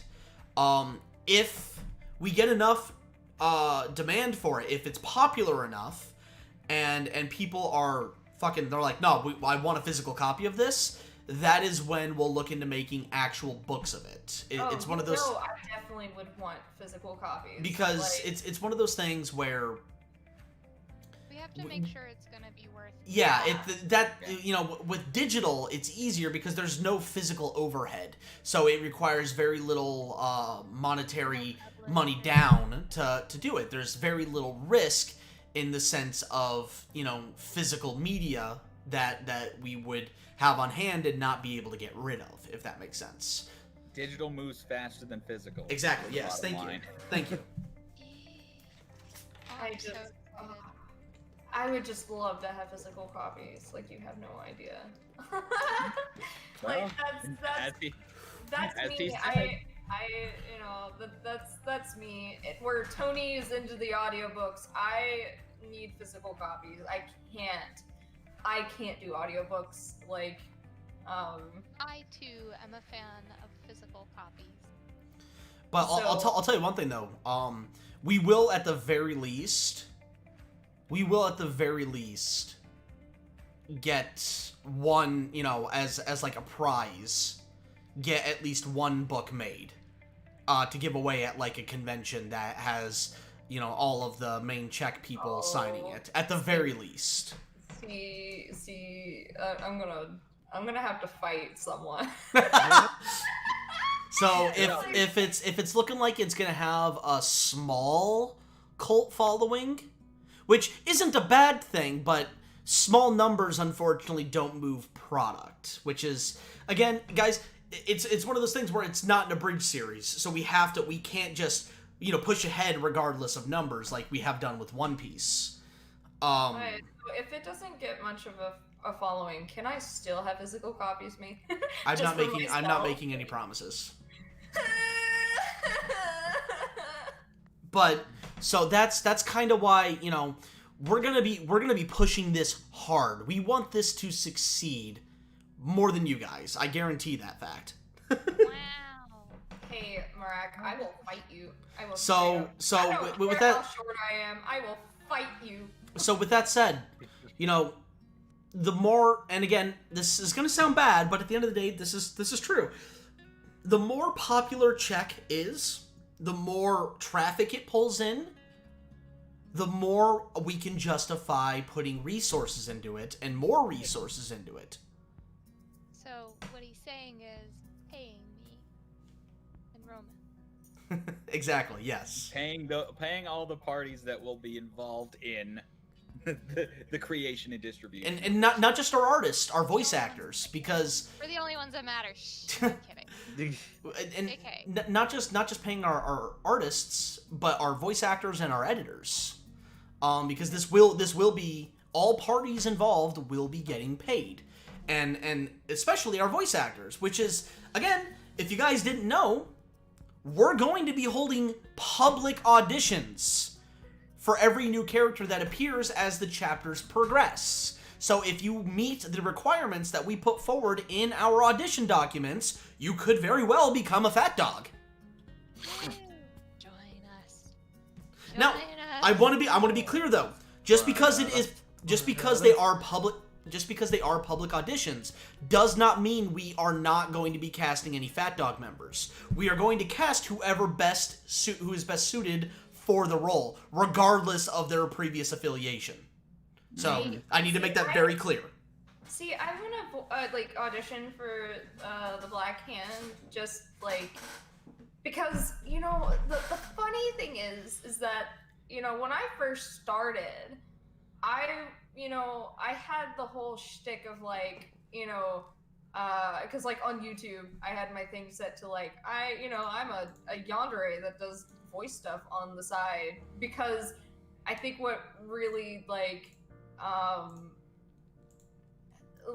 was kind of working on like a yandere like Gasai voice, and I definitely have it like kind of like crazy whatever, but I had never got to actually voice a character like that ever. So I never actually got to use the voice as it was intended. I feel that pain so well. So like I would act like I'm probably going to also like audition for maybe Tetra or some of the other girls, just like because I'm not gonna cast my lot on one character like I kind of normally do sometimes, because it's usually like stuff that I'm not too familiar with, and I'm like, oh, this character looks awesome. I maybe just them, because they look kind of somewhere around my range. Oh yeah, that's just being cautious, and that's knowing your range. And Yeah. there's nothing wrong with it. And so like I don't know, I'll probably audition for Tetra and maybe Himika. I mean, I could try doing a little kid voice for Lily, but I don't know how well that will go. Well, I mean, you just need to ponder it over and see and on the day, just figure out what works. Yeah, so... But, like, I have been interested in auditioning for this since Tony put me in the loop that it was a thing. And that's... 6-7 odd years ago. Yeah, that was quite some time ago. Like, I had no idea when I first met him that this was something that they were doing. It was just something they just out of nowhere kind of just like, this is what we've been working on for a bit. So, like, why didn't you ever tell me? Like, I would be so supportive in this. Like, I mean, it seems like they were, and Tony, I think you've mentioned this before. You played a lot of it close to the vest. Oh, we still do. Very, very well. I understand that. Yeah. But like, you played everything close to the vest, from what I understand. Oh yeah. Back in the day. Yep. Right? Very much so. Yeah. I was definitely shocked. We were extremely secretive about it because we're stupid paranoid about spoilers. But yeah, I was definitely shocked about it because, like, if I would have known, like, I would have maybe depending, it would have been cool to actually, because I used to draw before, like, when I met Tony, before I actually quit, and I would have, like, tried to, improve and stuff like that if I would have known, because I know one of the things was an artist, and I would have been like, oh man, I would have loved to have been, but I'm more glad that Miki ended up being the artist. Because, I mean, this was before I met Miki when they told me about it, so, I am glad that she ended up being the artist instead, because I don't think I would have, even if I did improve, I don't think I would have did as an amazing job as she does. So, whatever. Whatever. I'm speaking the truth. Like, the problem with me when it comes to drawing is I can only draw things that I see. I can't draw you just drawing a person out of thin air. I can't do that. I have to look at something that already exists to draw it. Like, that was my fucking problem, and it still is, technically. So, anyway, so back to what I was saying in regards to the physical copies. I want to. That is definitely a goal. I would love to do that. In fact, not only physical copies of the book, but merchandise for characters and stuff in from Czech. Can anyone say a Toast plushie? I would fucking love that. I want to die now. I wouldn't mind a check T-shirt. I'd be down for T-shirts, that. just stuff, like, I want to do it. I absolutely want to. But it's one of those things where it's... You gotta see where it takes you. Exactly. I gotta see where it takes us, and I want to. But at the end of the day, Fat Dog is becoming a business, and I gotta make business-conscious decisions. It's correct. Is correct. And if Check gets if Fat Dog gets enough of a following where we can start looking at maybe selling merch at conventions, then and those go well, then yeah, absolutely. This is stuff that we want to do, but we're just not big enough for conventions to really kind of take us seriously and give us. Yeah, the following isn't quite there yet. Yeah, it's like we have a following to be able to make the art and do all that stuff and put it on like webtoons or something, but we don't have the following to actually make it like huge manga releases, kind of like we don't have the following, kind of like what they did for Agent Magnus Bride, where they made animations to like promote the books, but also promote like them making an anime like in the future. It wasn't guaranteed, but if Ancient Magnus Bride had gotten popular enough, which it did, then that would mean they were going to make anime of it, and that's exactly what they did after it became very, very popular. So and truth be told, if Check ever got to the point where it was so popular that we could realistically look at making it into an anime, I would probably almost certainly die of happiness. Well, you better not. You have an anime to make, dude. So stop saying stuff like that. You got stuff to do. All right, I need you, Tony. Also, Yeah. I'm of the school of thought that you don't necessarily need the following to make something big. It's just the resources and the strategy. But unfortunately, those two are kind of intertwined given our medium. Well, I just meant it. you gotta as in, sell like, it to the right person. I just meant it as in, like if it came off that way, I'm sorry. I meant it. No, you like, didn't. You didn't. I'm just okay. I'm just sharing my opinion. It's not. Yeah, it's the net. Yeah, it is. Yeah, nuke. It's the networking. Yeah.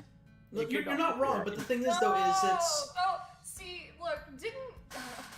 I bring this up, like, almost, like, a lot, but, like, when it came to Fairy Tale, I lost a chance at a role because someone sounded like Jeremy Lay. Please stop! Full disclosure, if Jeremy Lay auditioned for Check, I would lose my collective shit. Like, even if she didn't get cast, I would lose my shit. Not just Jeremy Lay. If, like, Chris Sabat or any of the other voice actors that Cody frequently hangs out with. I don't hang out with don't them. lie to me. Wow. Talk to them. Yeah, hang out with them, like dude. the biggest nudge. I felt it from here. See, when anime is made from it, I feel like the people that voice the character in the audio manga should be the ones voicing the character in the anime, not like Big Shot, unless they're the one that's casted. You know what I'm saying? Like I don't know. You guys. So That'll depend on who's distributing it and what's the... Yeah, that depends on a lot of things. Well, I mean, if we, could actually find someone that is doing animations, there are tons of people doing animations on YouTube and, wanting to get into making an anime type thing, then that, we would be our own thing, not like... So, Jared goes, Todd Habercorn is Volcus. So, I'm gonna go ahead and say that out of all of the possible people to audition for Check, Todd Habercorn is lowest on the possibility list, as he has a great disdain for bridging, and seeing as we're primarily known as for our bridging, he probably won't give us the time of day. He'll see, there are bridgers, fuck that. It's Well, not I think just it that, might be. I could not see Todd Habercorn with his definitely not. voicing Vulcus. Like, his voice is definitely in my opinion, would not fit Vulcus at all. So, what were you saying, Cody? I think it's all, never mind the fact that he's a union talent and, And this is a non-union project. What's that? This is a non-union project. Yeah, right. I mean, I don't think the fact that if it pays, like, it's not off the radar, but at the same time, like, yeah, the union status is a factor. Yeah. It can be a factor. One, see, if the dragon became an actual plush, I would definitely get one. I don't have a problem with the plush. I would just name him something else. Yeah. But, Jim, so glad you finally got to see our One Piece. I hope you liked it. Oh, speaking of, if any of you have any questions in regards to the One Piece Abridged, feel free to ask, as the writers are here. All the writers are here. A lot of the, some of the voice actors are here. All 3 directors are here. So, if you have questions, now's the time to ask them. Jesus Christ. You okay, Miki? You good? She forgot the other, Nobody had to know. Oh, I didn't forget! I totally didn't forget! It was predestined! It was predestined! Jim says, I have never been so entertained by both cannibalism and interspecies relationships. That's a fucking sentence. Those are words. Those You are indeed definitely words. said words! I never thought I'd hear them in that particular order in my life, but It was never on the table. No, Chibi, it was on the table for a while. That wasn't ran by me. So It was like a sweet whisper in my ear under the other people's sayings, and it threw me the fuck off. But okay. no, the You guys toast. should do an audiobook. Do it. You Do make it. money There you doing go. it. Dude, audiobooks are fucking money if you can get cast. Go on ACX, man. Audition for something. I actually made it into the second or third rounds of audition for an audiobook. Oh, word. I Yeah. cannot imagine you voicing in an audiobook, and I don't know why. I guess it's mostly just because I hear you ranting and raving all the time that I just, I don't think you could.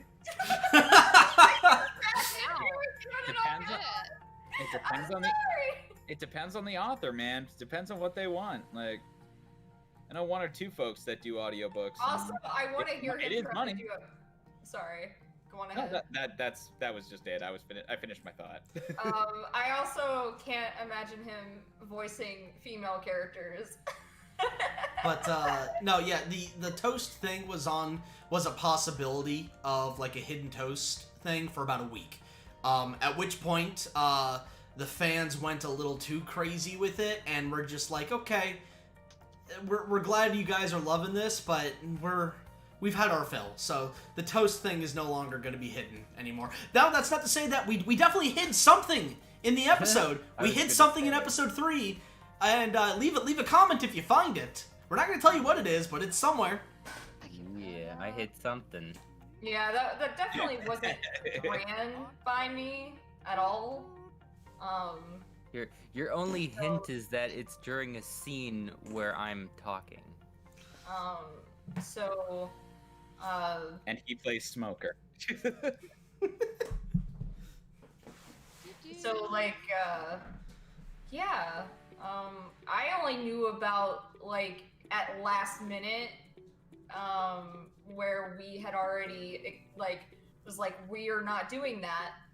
And then, like, Dogger decided to play a fucking joke, and I'm like, oh god. No, Goldshot, there will be no abridged crossovers with anything from our original content. Yeah, we already explained this in a previous stream that I know you were in. We were not doing that. Even if it's just the food toast, the connection and correlation are still there, so we're not going to be doing that. I was debating on putting just a slice of toast on one of the tables, No, but I decided no. not to. Yeah, see that it's already too correlated, like enough to where. Yeah. So Now I want one of those toasters that puts like a design into your toast and Those things suck. They never work. well, see, I know Didn't someone pick the that right had one. one that worked perfectly. get one that puts like You the- get the one that toast works, dragon. basically what Doger said. Like, Damn. I had. I don't want to knew put some- words in your mouth, Doger. I'm sorry. I knew someone that No, had. don't worry, you're not putting them in my mouth. More like you're taking them out of my mouth. No, gold shot. Stop. Anyways, I knew someone who had one of those, and it was a Mickey Mouse one, and it worked like perfectly. Like, I think one did Mickey Mouse and the other one did Minnie Mouse. I'm trying to remember, but Like the logo or like Oh, full like the- on. Oh, and another $15 from Jim. Hey Jim, thank you so much. That's All right, like hold up. $30 now. I can't read it. What he said. Just a second. Had to donate again after the Great One Piece episode. Also, I'm from what y'all have read me type in the chat. Was my sentences really all that shocking? what? I'm from what y'all have read me type in the chat. Was my sentences really all that I'm reading it verbatim. I Bro, don't. I think you're having a stroke. Yeah, are you do you smell sunburnt bread? Are you smelling that? Because That was He a does- far push. that was- Conversation no, I keeps coming cannot. back to toast. I just can't. I'm sorry. I just can't. So you don't want to, and I understand why you don't want to. are you okay? That's all. I'm fine. Or are you asking that of Jim? I'm asking the person that donated, and it seems like they are having a stroke. Are you okay? That's what I think want they're to I know. think Are they're you fine. I think it's just a thing. I think it's just they Like, I think it's just a typo. maybe, Any typos, but either I way. genuinely want. I just want to make sure that they're okay. I think they're fine, Haley. Or Chibi, sorry. Bust. My bad. I'll leave now. Good. I'm just kidding. Don't leave. Oh, okay. My bad though. I didn't want to say that.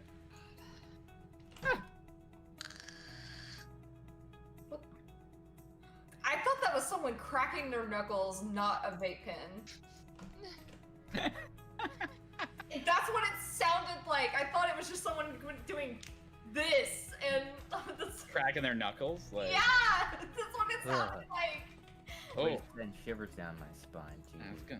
I'm Yeah. sorry, but I just had to, like, that's what it sounded like to me. I had no Discord idea. makes things sound weird sometimes, I guess.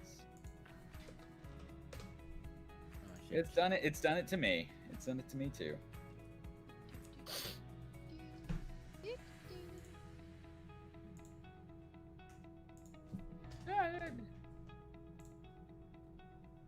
Go too far.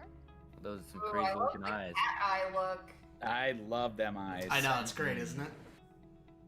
I definitely like the cat eye look. That's amazing. Oh, Yeah, they look awesome! great. I have a new duckling. Hey, chat.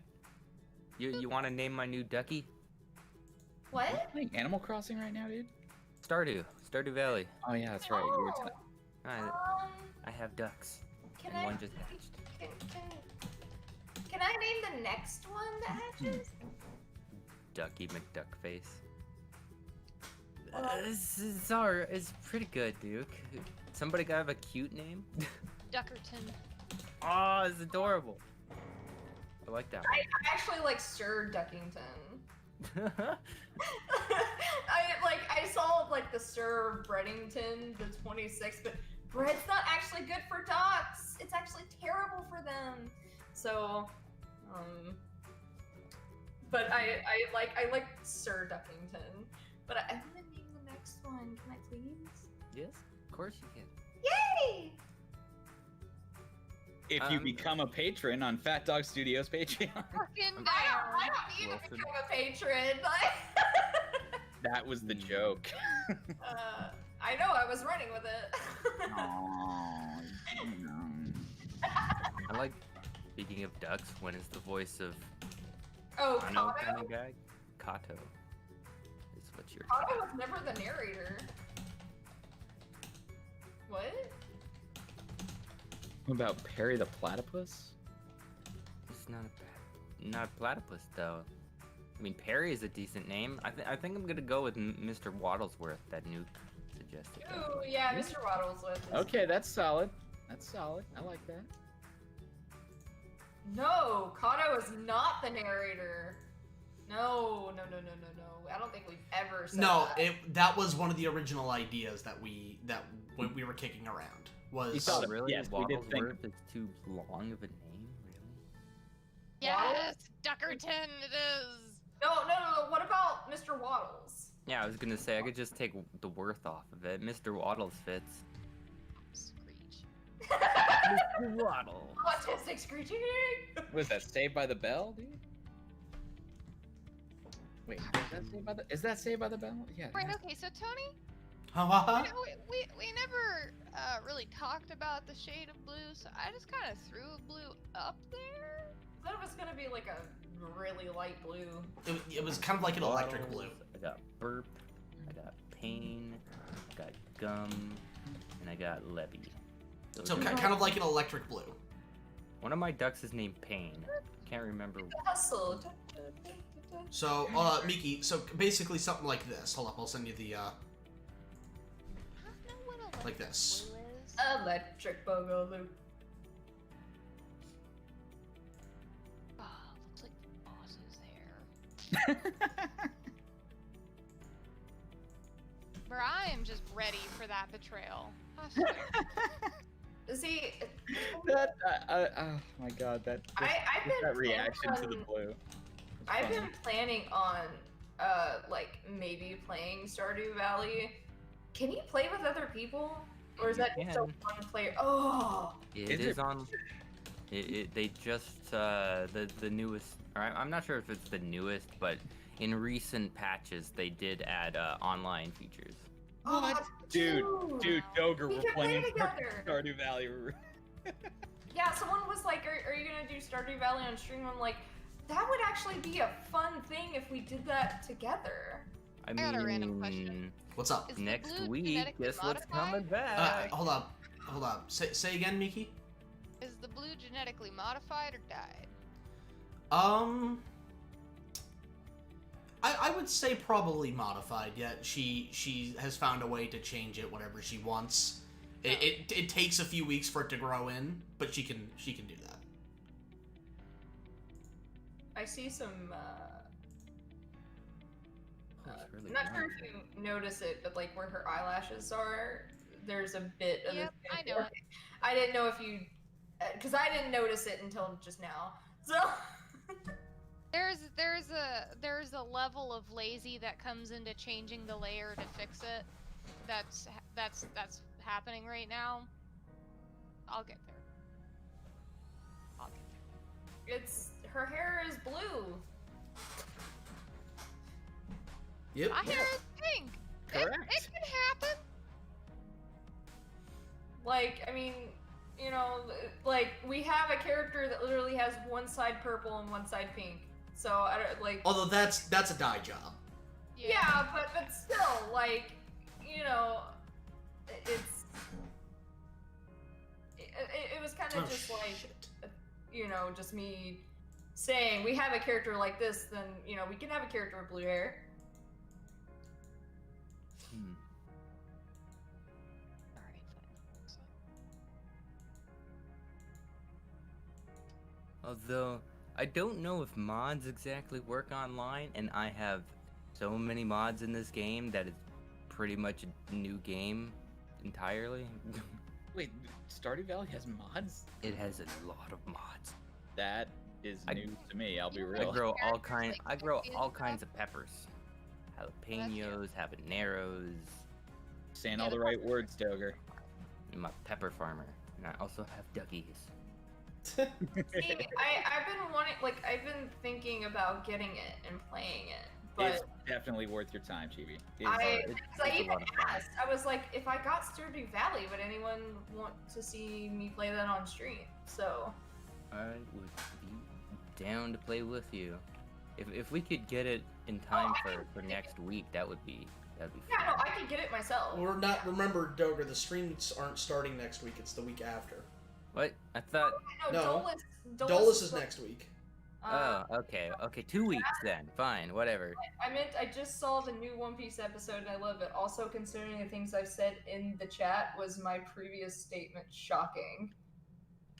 I don't remember what your previous statement was, so I'm sorry. In regards to never have I been so entertained by interspecies relations and. Oh, okay. I didn't even. And thank you for the $5 super chat, Jim. Yep, thank you. Jim's our fucking MVP of the night, guys. Yeah, no kidding. If you're not part of the Discord, you should join the Discord and come chat with us on a regular basis. Yeah. So, and speaking of, you know, if you guys want to help support the channel and the creation of episodes and our original content here, consider becoming a patron. Again, any amount helps, and it's not a requirement at all. If you're not able to, then no problem. Sharing our videos, liking our videos, commenting, subscribing, and especially hitting that fucking bell icon really helps us. So, you know, if you put it on your gravestone. Tony. Yo, oof. Hit the bell icon. Yeah. He's not gonna have one. Yeah, no, I'm getting cremated.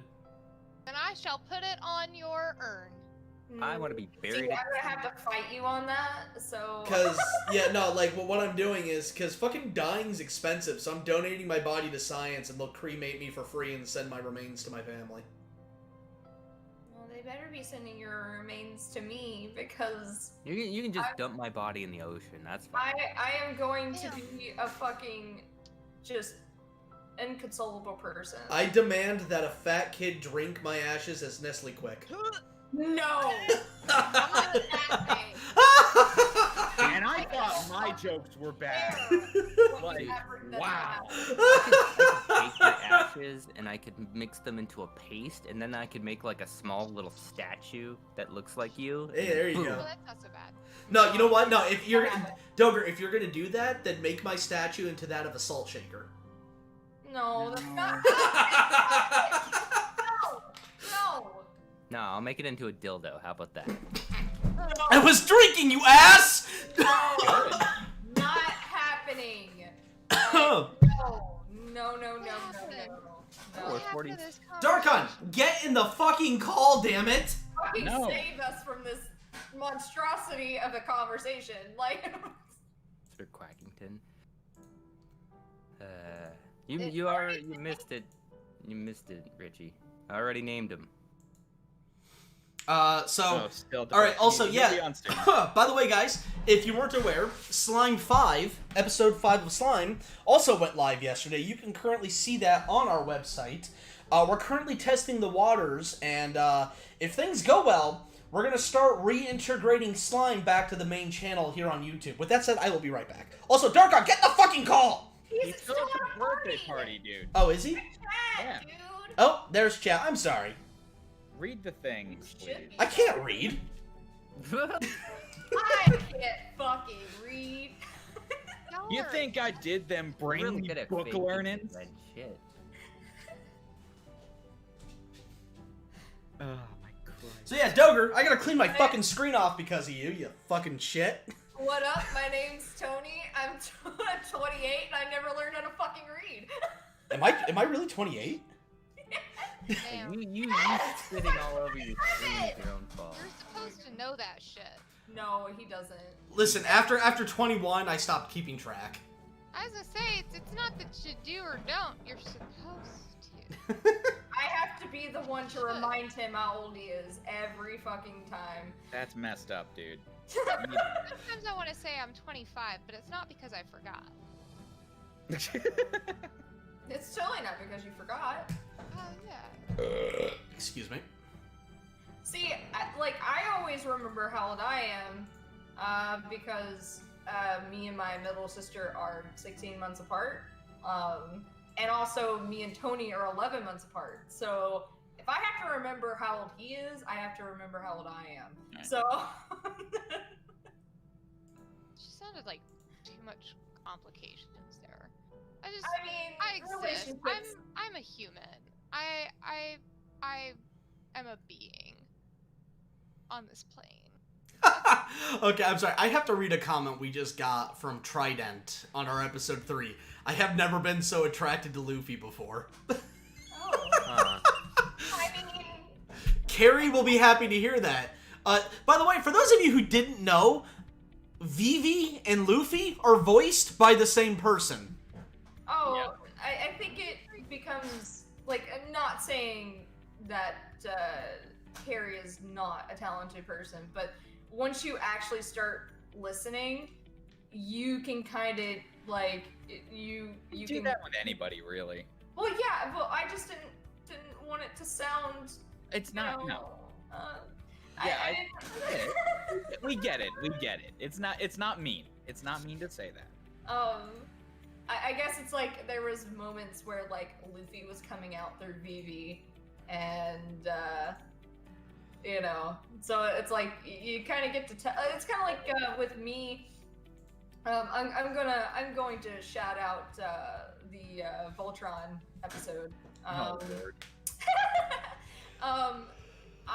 Thank you again for being in that. That was great. Oh no, I fucking love being Pidge. Like when Mike came to me for that, he was like, hey, would you mind voicing in a Voltron abridged? And at first I thought it was going to be the original, and I was like, holy shit! And then he told me that it was the remake that they did, and I'm like, holy shit! Like, because I still like Voltron, even if it's not an older one. But jokingly in my head, I was like, well, if it ain't Pidge, I ain't doing it. And then he came at me with, I want you to voice Pidge, and I'm like, yes! Yeah. Because this is before I knew that Pidge in the new one is spoilers, is pretending. It's been out for a few. Yeah, it's been out for a few years. You're fine. Where in the original, I believe Pidge was actually a boy. So, I was already kind of working with like a young, like almost kind of like my Romeo voice, like the voice I did for Romeo for the Das Tales and his Fairy Tale Bridge, but a little lighter. And it was actually the voice that I wanted to do for that thingy thing that you were asking people if they wanted to do, that dub over thing. For the clip that I wanted to use, but didn't end up being able to because I could never get Tony to like give me an answer on if he wanted to do it or not. So, all good. So I was already kind of practicing that, and then when I went to record for it, he was like, something like your normal voice, like, is fine. And I was like, damn, I was already kind of working on like, just, yeah, I get you. Because and I didn't realize, like I said, I had done no other research other than it being a thing, and didn't realize that Pidge was a girl pretending to be a boy. And I had already started working on that, and I was like, well, don't be like, let me try this out, because I've never actually, worked on this voice like this before. Like, I've done it, but I've never actually like worked on it to where it still sounds like it, but it's a lot lighter. It's like a child kind of growing up to be a teenager, and it's like I was like, let me try this out and see how this goes. And so I did it, and he was like, I am so glad that you suggested this. This is what we're going with. And he's like, you know what? And we might not, it's still kind of up in the air, but like. Oh shit. Miki? Yeah. Hey, I think we lost you there for a moment. I'm gonna duck out for just a few minutes. I'll be right back. Okay. Oh, damn.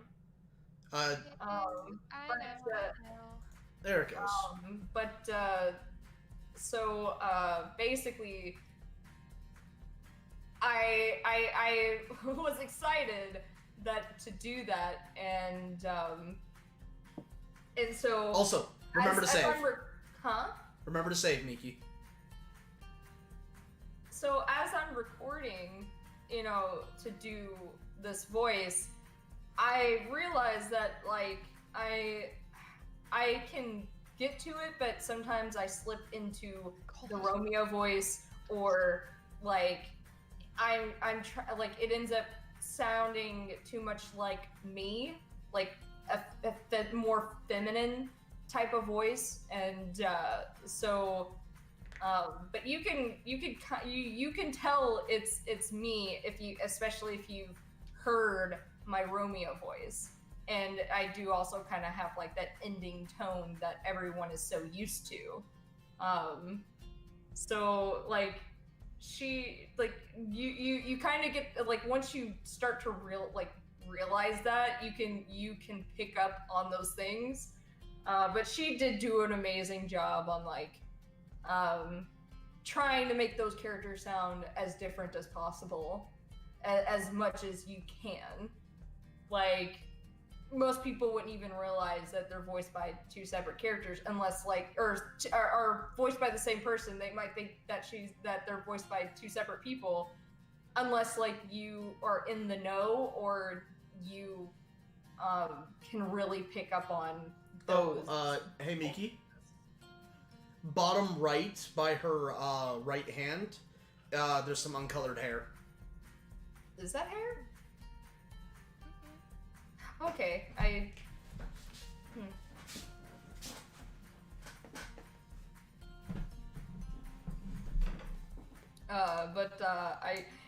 glad that she was casted as Luffy. Oh yeah, She killed it. She killed Well, it. it wasn't Just right out of the that. park. Because I can do a similar voice. Like the voice that I do for Romeo is very similar. Like if she says a line and I'm listening to the recordings, I do the same line and it literally almost sounds like to a T, almost the same. So like I was just really wanting to voice Chopper. Like that was my like I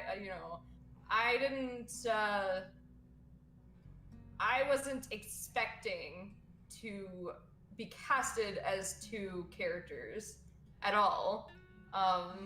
So that's why I didn't audition for Luffy as well, because I knew that I could also do like a Luffy type, a voice that would, kind of like the original, voice for Luffy. I'm not gonna lie, I'm a little lost. What are you lost about? The conversation. Oh, it was still going on, the conversation of, Carrie doing such a very good job on voicing Luffy and Vivi. That's the reason why I'm glad that she auditioned for Luffy, because what I was kind of getting at is I didn't realize I was going to be voiced, like that I was going to get casted as two different characters. I was more dead set on Chopper. I just auditioned for Tashigi, or the other women, because we didn't have a whole lot of females audition for us. Yeah. So it's unfortunate. It's an unfortunate fact, but getting our voice actresses to audition is like pulling teeth. Like, we gotta chase them down and be like, hey, you should audition for this. Like, we can't just post a link in our recruiting board and be like, hey, we're looking for voice actresses. Please take a look at this. Like, they just won't see it, or if they see it, they won't act on it, or I'm not sure why it is. So we gotta chase them down. Be like, hey, we need voice actresses. You should audition. Maybe you'd like to cast your Throw your hat into the ring. yeah, throw your hat in. What the fuck? We lost. It happened again. I booped again. Damn, Discord. But yeah, like, I didn't, like, I just, I was like, I know I can do this voice, and but I really want to be that was like my, so I was happy that we found someone to audition for Chopper You mean not Luffy. Chopper, but Luffy that, that is doing a voice that we were looking for, and that, but like this was before I knew that like I had been casted as also Tashiki, because like I said, unfortunately, the amount of female voice actors that we had audition was very minuscule compared to the guys. Oh yeah, we had straight up for the guys, we had, oh god, Dogger, do you remember how many people, like it had to have been 30-40 auditions among like collectively for all of the guys. Where with the females, I think we only got like 5 or so. Five or 6, yeah. It just, when it comes to female roles, sometimes it just like we end up getting a lot more male auditions for the guys than we do female, and so sometimes we have to we end up casting someone to voice multiple people, and I ended up being one of those people, which I am glad that it was Tashiki and not another like lead. Huh? Lead. Yeah, well, I mean, not really lead, but like I guess lead, but at the same time, it's not a bad thing to be, casted as 2 lead characters, I guess. It was just, Intensive. I guess, I don't know what that means, so... like, I don't know what that means. You're gonna have to,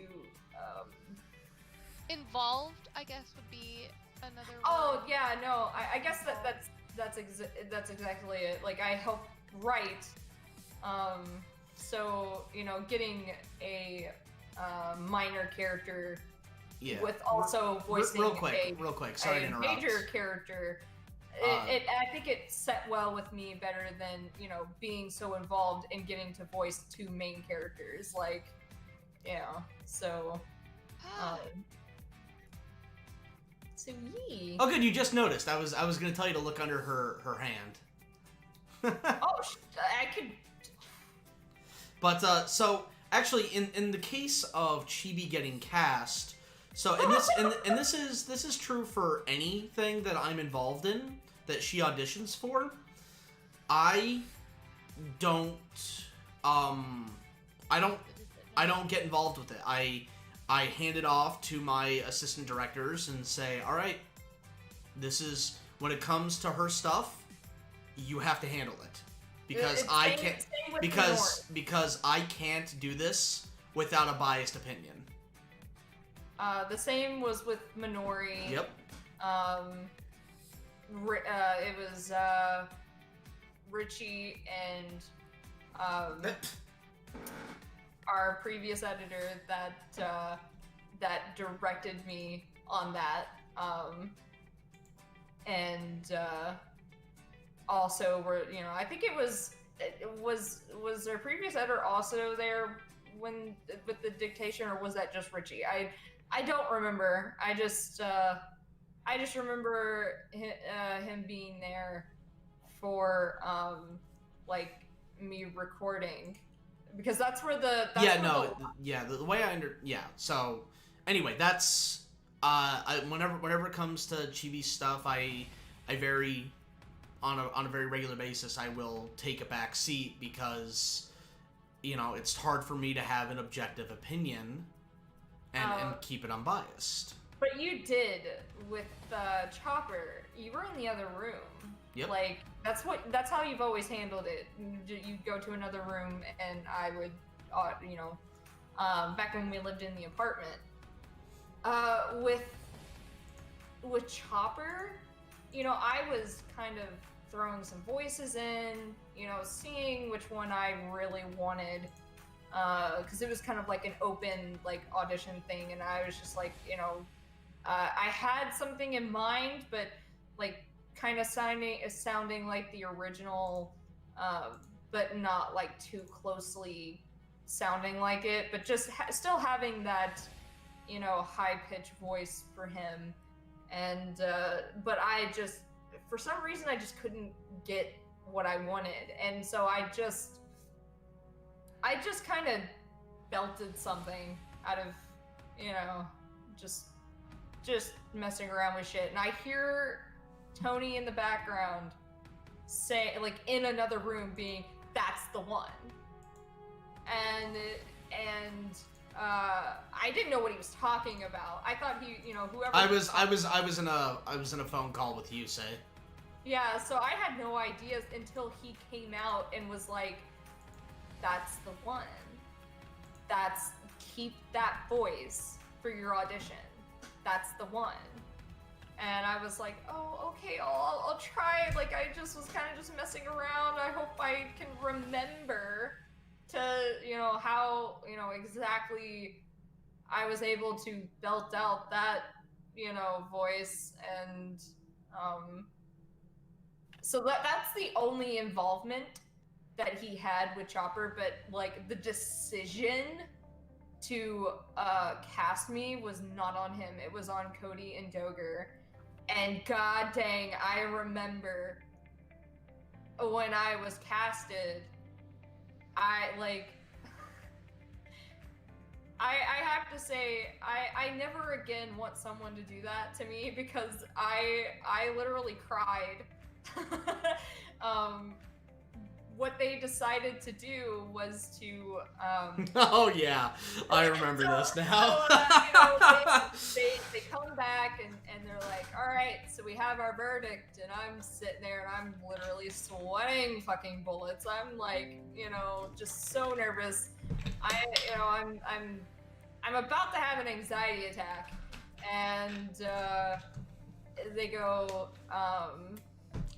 what was it exactly that they said? But I'm just kind of, We're casting you as Tashigi. Well, it's like, you got the role of Tashigi, and I was like,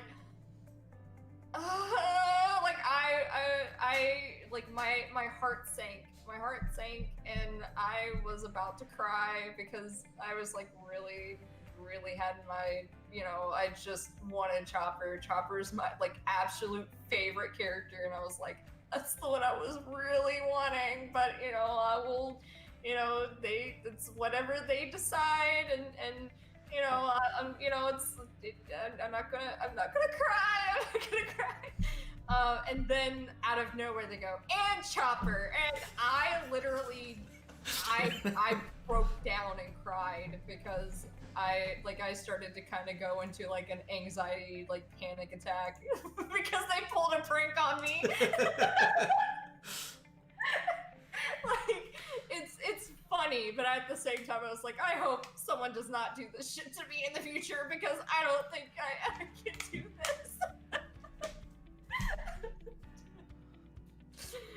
It was definitely, like, if I hadn't known, if I didn't know Doger and Cody, and someone pulled that shit on me, I would actually, like, I would be ranting and be very pissed off by the unprofessionalism. But because it was Cody and Doger, and that's the only reason we did it, was because we knew that's not something we do. Like, that's not something we do for auditions, but because we know each other, I wasn't pissed about it. I was just like, okay, I'm gonna go have a panic attack now. Like, I'm just sitting there hyperventilating on the couch, and they're just laughing because they just, We knew full well the response we were gonna get. Yeah, they had no idea. Like, they knew how excited I would be, but they didn't know that I was going to like start hyperventilating because, like, it was definitely an experience that I will never forget. But please don't do that to me again. In the future, please don't do that. Also, yeah, no, that's, we're not gonna tell you whose blood is on the jacket. It's just blood. A little blood won't hurt you. Yep. Just, you know, just like a little amputation, you know, a little bit of amputation won't kill you. She's a biologist. I mean, of course. It's like, yeah, I really don't want you cutting into me. Oh, don't worry, I'll use anesthetic this time.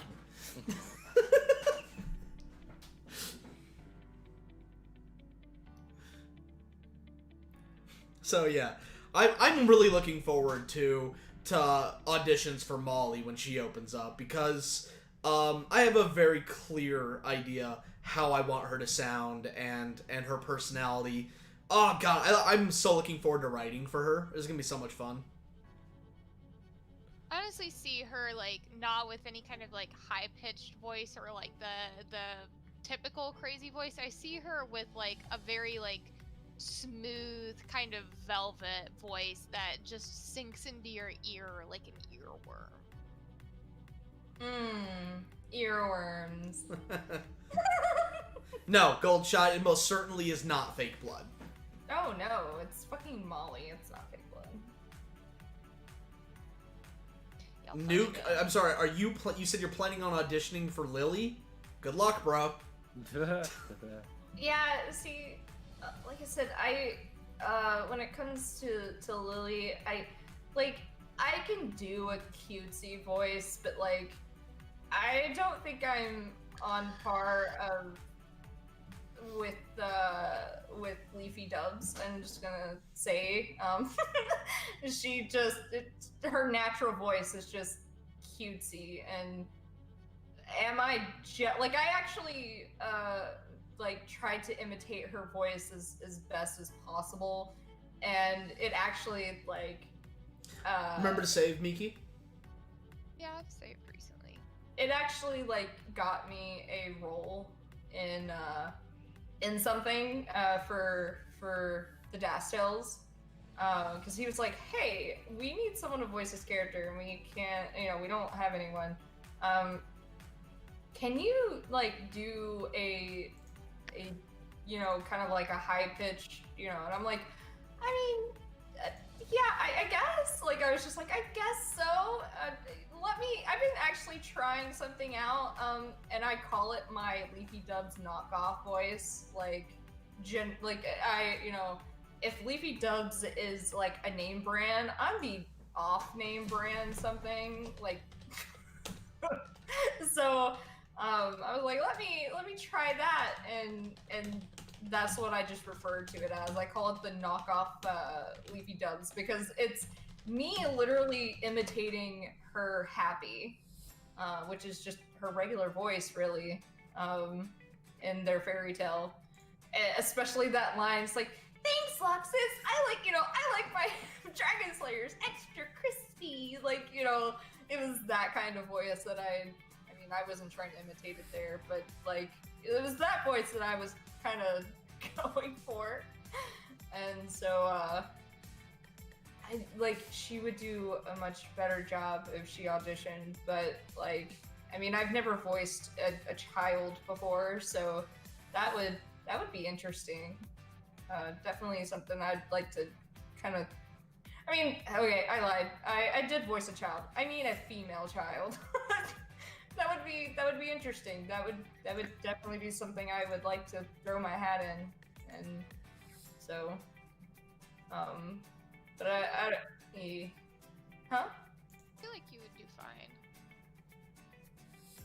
Like, I could go like full on ooh, like.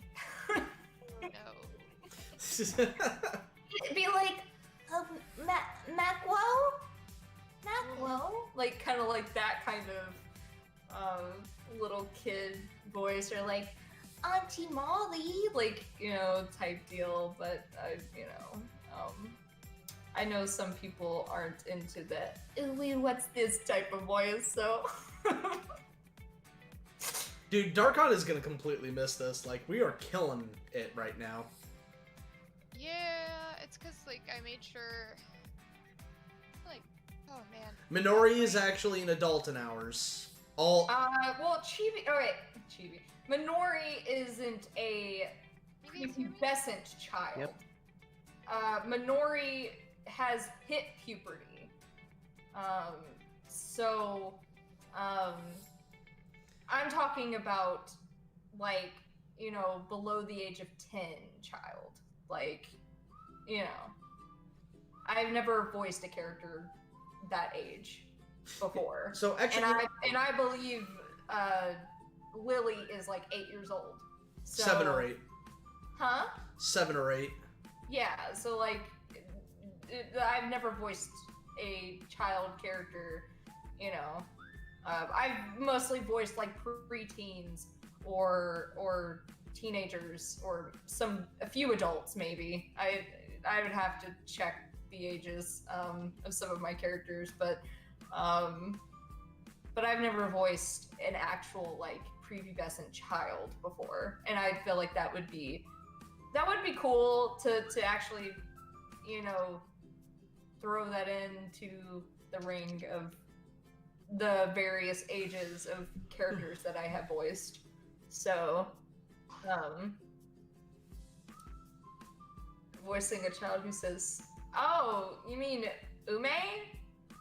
Yeah, I do. She was a teenager, wasn't she? No, Ume was 12 years old. Well, okay, preteen. She's not a prepubescent. Yeah, no, but that is true. I voiced Ume in our roller skates. Fucking Ume. My dog's from space. Space. See, I voiced Emily in that. Joke's on you, asshole! The alien overlords control time! It's so fucking stupid. What a waste of a fucking episode. Nothing was accomplished! Oh, Medley would be, evil door, scary door! That's Medley. I wouldn't go Medley for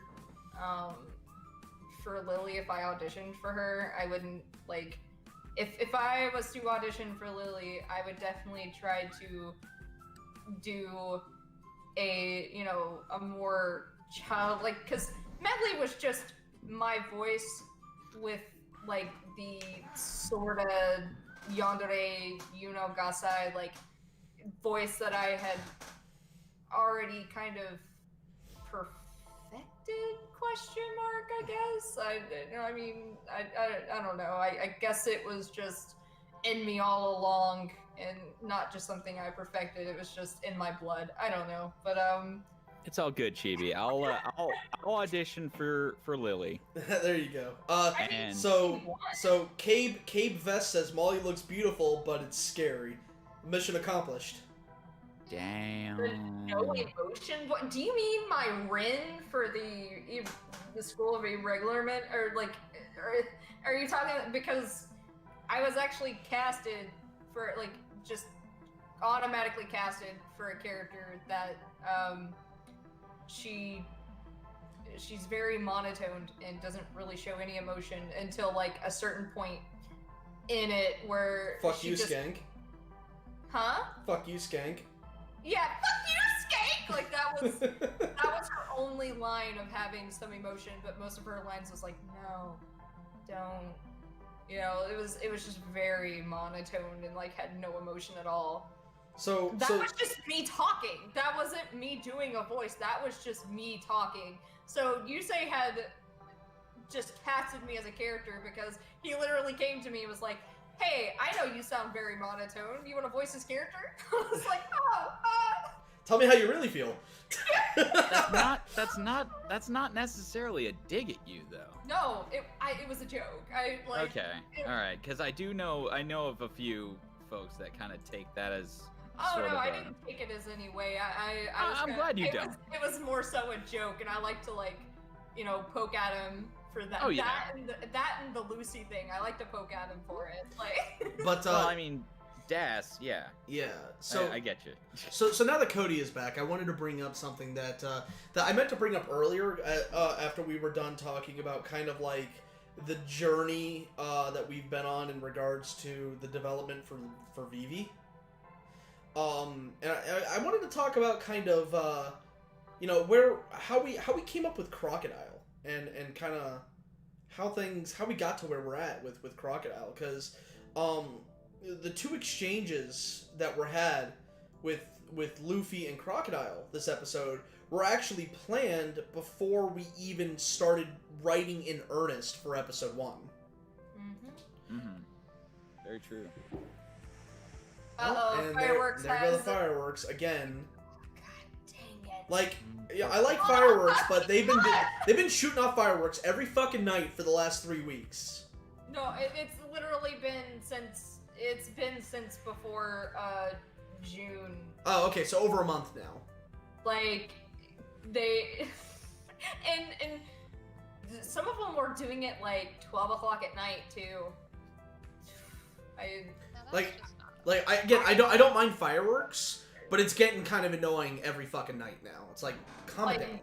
I understand you're excited for 4th of July, but please stop. Please. Yeah. Freedom!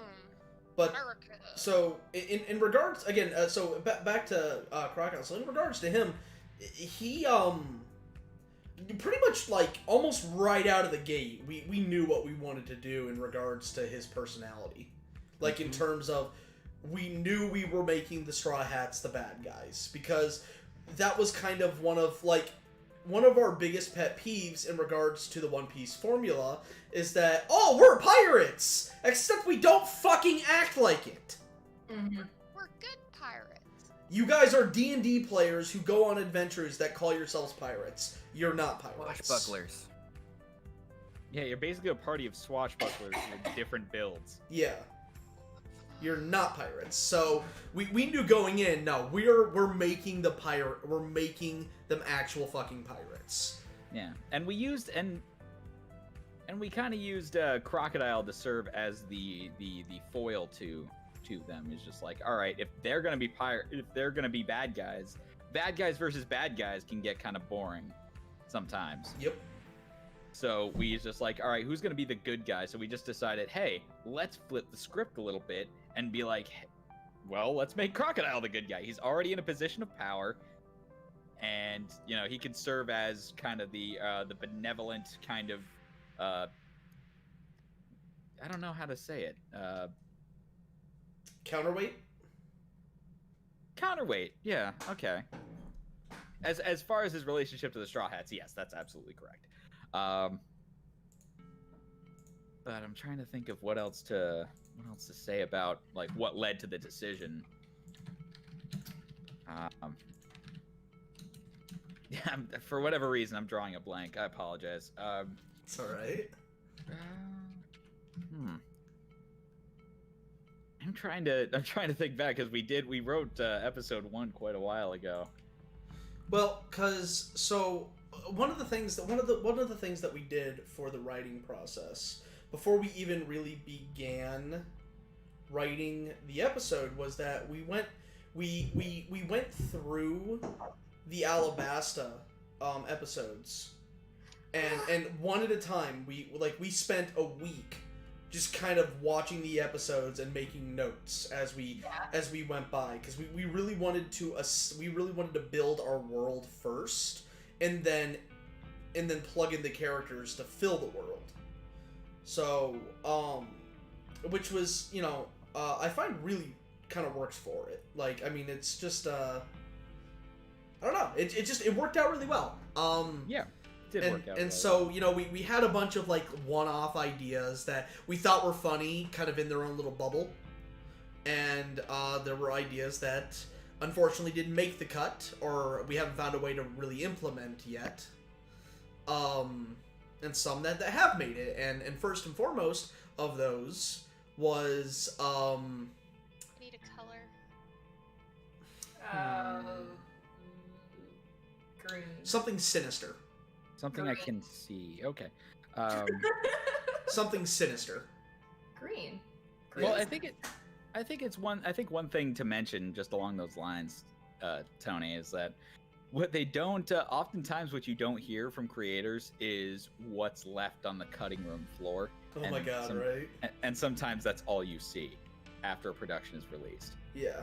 You know what I mean? Like, because we had a lot of different a lot of different directions we could have gone with Crocodile. Oh yeah. So many. It could have been a lot. It could have been a very different show. Just very plainly, it could have been a very different show. We could have gone with the normal cookie cutter. Oh, these the Straw Hats are actually the good guys. But we decided to nah, people have done that before.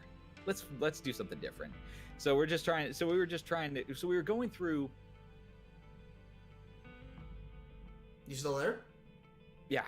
I'm Okay. I totally fucking lost my train of thought. Oh damn. Yeah, that's such a good role too. But cutting room floor. Oh yeah, that. Yeah, we could have gone a bunch of different directions. That we're just like, let's just. It was a lot of experimenting. I'll say that there was a lot of experimenting involved in creating in developing the characterization especially for characters as pivotal and integral as Crocodile. And from Crocodile's thing, we were able to build everybody else a little bit better because the relationship between Crocodile and the protagonists, quote unquote, and Crocodile and his relationships were very straightforward with everyone around him. You know what I mean? Like, Sorry. what happened? Fireworks. It's nothing. Oh, okay. But Crocodile, early on Crocodile, I mean, the first idea, the first just basic of the basic, level 0 was a crocodile, and I'm quoting this directly, because I'm looking at our notes right now. Crocodile equals mix between Frieza and Cell, question mark? Yeah. That was one of the original ideas. Yeah. Again, one of the original ideas with Chopper, for example. Chopper is the only one that Vivi can truly ever rely on, else rely on. Everyone else has an ulterior motive or some odd quirk about them that makes them unreliable in one form or the other. Well, you see how long that lasted. Yeah. Something tells me not long. And then the other idea was Crocodile pulls a Dr. Evil with the drowning plot. That didn't last either. We completely threw out that subplot of leaving them to drown, and instead that they fucking were the ones that flooded the damn place and killed all his crocodiles to send a message. Yeah, well, we also and that was one thing. That's one of the ideas we had on the cutting room floor. We wrote that scene, or as much as we possibly could before we realized, oh shit, this won't work. This won't work with what we have available to us. Yeah. And that's another thing to keep in mind with these parodies is that it's very limiting in that you have to use what's already available. Yep. Another idea that we had, and this most certainly isn't going to happen now. Yeah. But Luffy and Crocodile end up being good friends on their final fight? Question mark?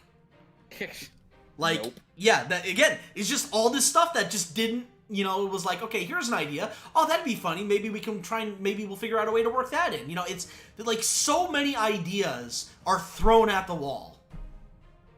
Yeah. And it's kind of crazy.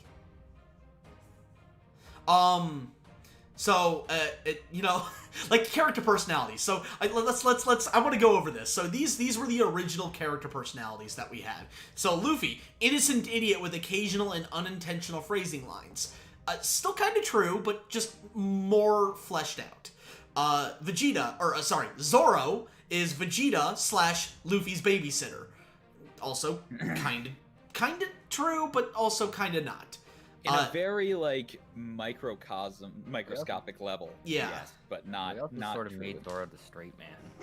Yeah, unintentionally, really. Yeah. Like, Damn it! I am so sorry. I'm trying to keep it together. I have a very huge startle response, and I hate this. Nami, super sassy bitch, not a cunt, but super sassy. Also a bitch. I mean, that's who she be. And Usopp is probably the most simplistic out of all of them. For our original ideas, was overly exaggerated Usopp. I don't know how you could overly. Looking back, I'm not sure how to overly exaggerate Usopp. Yeah, Sanji, mafia gangster. Chopper, innocent with sarcastic intelligence. We definitely kept the sarcastic. We cut that. We kept the sarcastic intelligence, that's for sure. But he is not innocent at all, and I'm really glad we didn't go with that at all.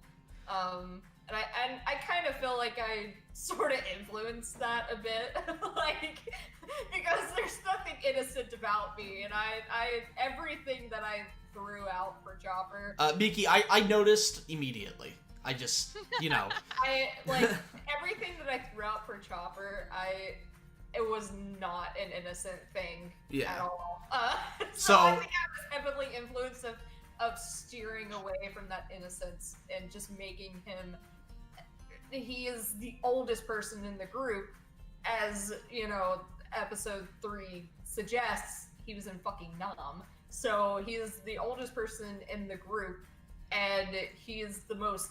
I feel like he's the most cynical of the people in the group, and he with the whole interspecies erotica and unlike the camel, this one goes both ways. Like he is not innocent. Yeah, and so Vivi's note: straight woman, most down to earth and serious, kinda dumb / absent-minded. You saw how long that lasted. That didn't even make it to the first fucking episode. all of 5 seconds. Yeah. My favorite one though is Ace. He's on fire. Yeah, we didn't give him a personality, did we? No, we really. He kind of wrote himself, honestly. Yeah, he did, and it actually worked to our benefit with writing Ace, because it served to drive home the point. Hey, these fucking guys are pirates. They're gonna act like pirates, as seen in episode 2. Yep. And he was kind of a punctuation mark in that regard, but then again, that was due to the lack of footage we had with him. Yeah, no, in fact, that verse scene in episode 2, we actually, that was the only scene that was written without the footage directly in front of us, so we were kind of scrambling to find ways to make it work. Right, yeah. So with that said, one last question before we wrap up here. Jared asked, did you always plan for Senile Snake to play Crocodile? No, we didn't plan for anyone to voice anyone. We went into it completely open-minded. We approached several people and said, hey, we're doing this new series. We would love for you to audition. We didn't tell them who we wanted them to audition for. They just auditioned. And if I recall, Snake auditioned for Zoro and Smoker and Crocodile. He auditioned for... Go ahead. Did he audition for Ace too? He auditioned for a lot of them. Yeah, and Ace. Thank you. Yeah, I forgot about that. And he auditioned for Ace. Right. Like I said, we had 40 plus auditions for the males, but only 6 females auditioning. So it was, yeah. But anyway, guys, thank you so much for joining us for the creation of Dr. Molly Gray. She looking like a fucking crazy snack right now. I mean, she's the snack that bites back. Yo. okay, so I want to. Jared asks, so when Chopper translates, is Chopper telling what the animal says or what Chopper feels like? He is exactly saying verbatim. Verbatim what the animals are saying. So when Eyelash is like, I only take 60 female passengers, that's him literally telling you exactly what Eyelash said, and the whole crab thing is he goes both ways. That's him literally. The crab told him he takes both. So everything that he translates is exactly what is going to be said. So again, thank you so much, guys, for joining us for the creation of Dr. Molly Gray. We hope you have enjoyed the stream and that you guys liked the episode. If you haven't seen the episode for One Piece, episode 3, go watch it. And additionally, if you haven't seen the episode for One Piece, or not One Piece, Slime episode 5, it's on our website. Go check out the website. Also, if you're not subscribed to the gaming channel, go subscribe to the gaming channel and hit the bell icons. Hey, Miki, can We're you really send? close to 1,000, aren't we? Yeah, we're like 44 away, I think. Hey, Miki, could you like screenshot this and like send it to me and only me? Uh, I mean, we can. I have questions. You don't want to know the answers. We only have Dolus left. Yep, we have, so next week, I keyed, of course. next week is the last, Oh, well. next I week mean, is the we could last.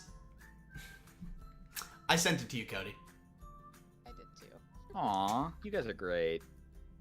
Well, I was about to say, I make the thumbnails. I could send it to you. Like, Yeah. So, Aw. oh god, I lost my train of thought. What was I saying? you were You just I can't believe I you guys am not both the press them person to me. Anybody. so you were just saying, Right, okay. Subscribe, We have 1 week left of our character creation streams, and next week we make the main antagonist, Dolus Wraith. Or not Dolus Wraith. Sorry, Dolus Shagel.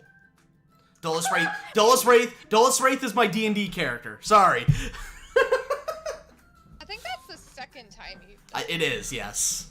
Remember names, Tony. Come on. Yeah, so after next week's stream, it will Tuesdays we'll be going back to Classic Dogger Tuesdays, which will be hosted on our gaming channel, with the first Tuesday of every month going to Miki for a fan art stream. Where she will take your submitted fan art requests and create them live. See, I'm okay with that. I'm okay with sharing, me and me, like, cause I feel like Dogger's streams have turned into Chibi and Dogger instead of it just being Dogger, because that's kind of what a lot of his streams have turned into. Is either like me joining, like actually playing with him, or just being there. Like I feel like that's what it became, and not being able to do that for as long as we have not been able to do that has really just made me super depressed. Like, Oh. it's really kind of affected me in a way, because I'm like, damn, I actually miss doing that. I miss streaming with Dogger and just streaming in general. I miss that, and I'm like, I can't wait to start doing that again. Like that's been my mindset this whole time. But I am definitely like, and I'm pretty sure Dogger is too, okay with sharing Tuesdays with Miki. I see, like, I just, God, I just miss, I miss it a lot. I didn't know when we would ever get it back. I thought forever. It feels like to me it's been forever. Yep. So Yeah, they will no. be doing that 2 weeks from now. You think that's weird? I wake up every Tuesday and I'm like, oh shit, I gotta. Oh wait, no, never mind. Never mind. I could just relax. I wake up on Tuesdays and I'm just like, oh, I'm just so like broken up. I was so broken up about it, but it just what's the word I want to use? It wasn't. It wasn't like me being like bitchy or like being jealous or like, it's like, oh, they took Tuesdays. It was just like, oh, I miss Tuesdays. yeah, I miss Tuesdays. I miss, streaming with Dogger and streaming in general, and that was, but I'm glad that it's gonna start back up again. So with that said, thank you so much for joining us, guys. Remember, like, comment, subscribe, go check out the new episodes, check out our website, and hit the fucking bell icon. Don't be so aggressive about it. I will be as aggressive as I want, damn it. No, don't do it. You're gonna scare people. I'm sorry, if Molly hasn't scared them yet, then... This is supposed to be the hook, Tony. They're intrigued by this. Now go subscribe. Do all this stuff, please. But yeah, no, and it's not that this one...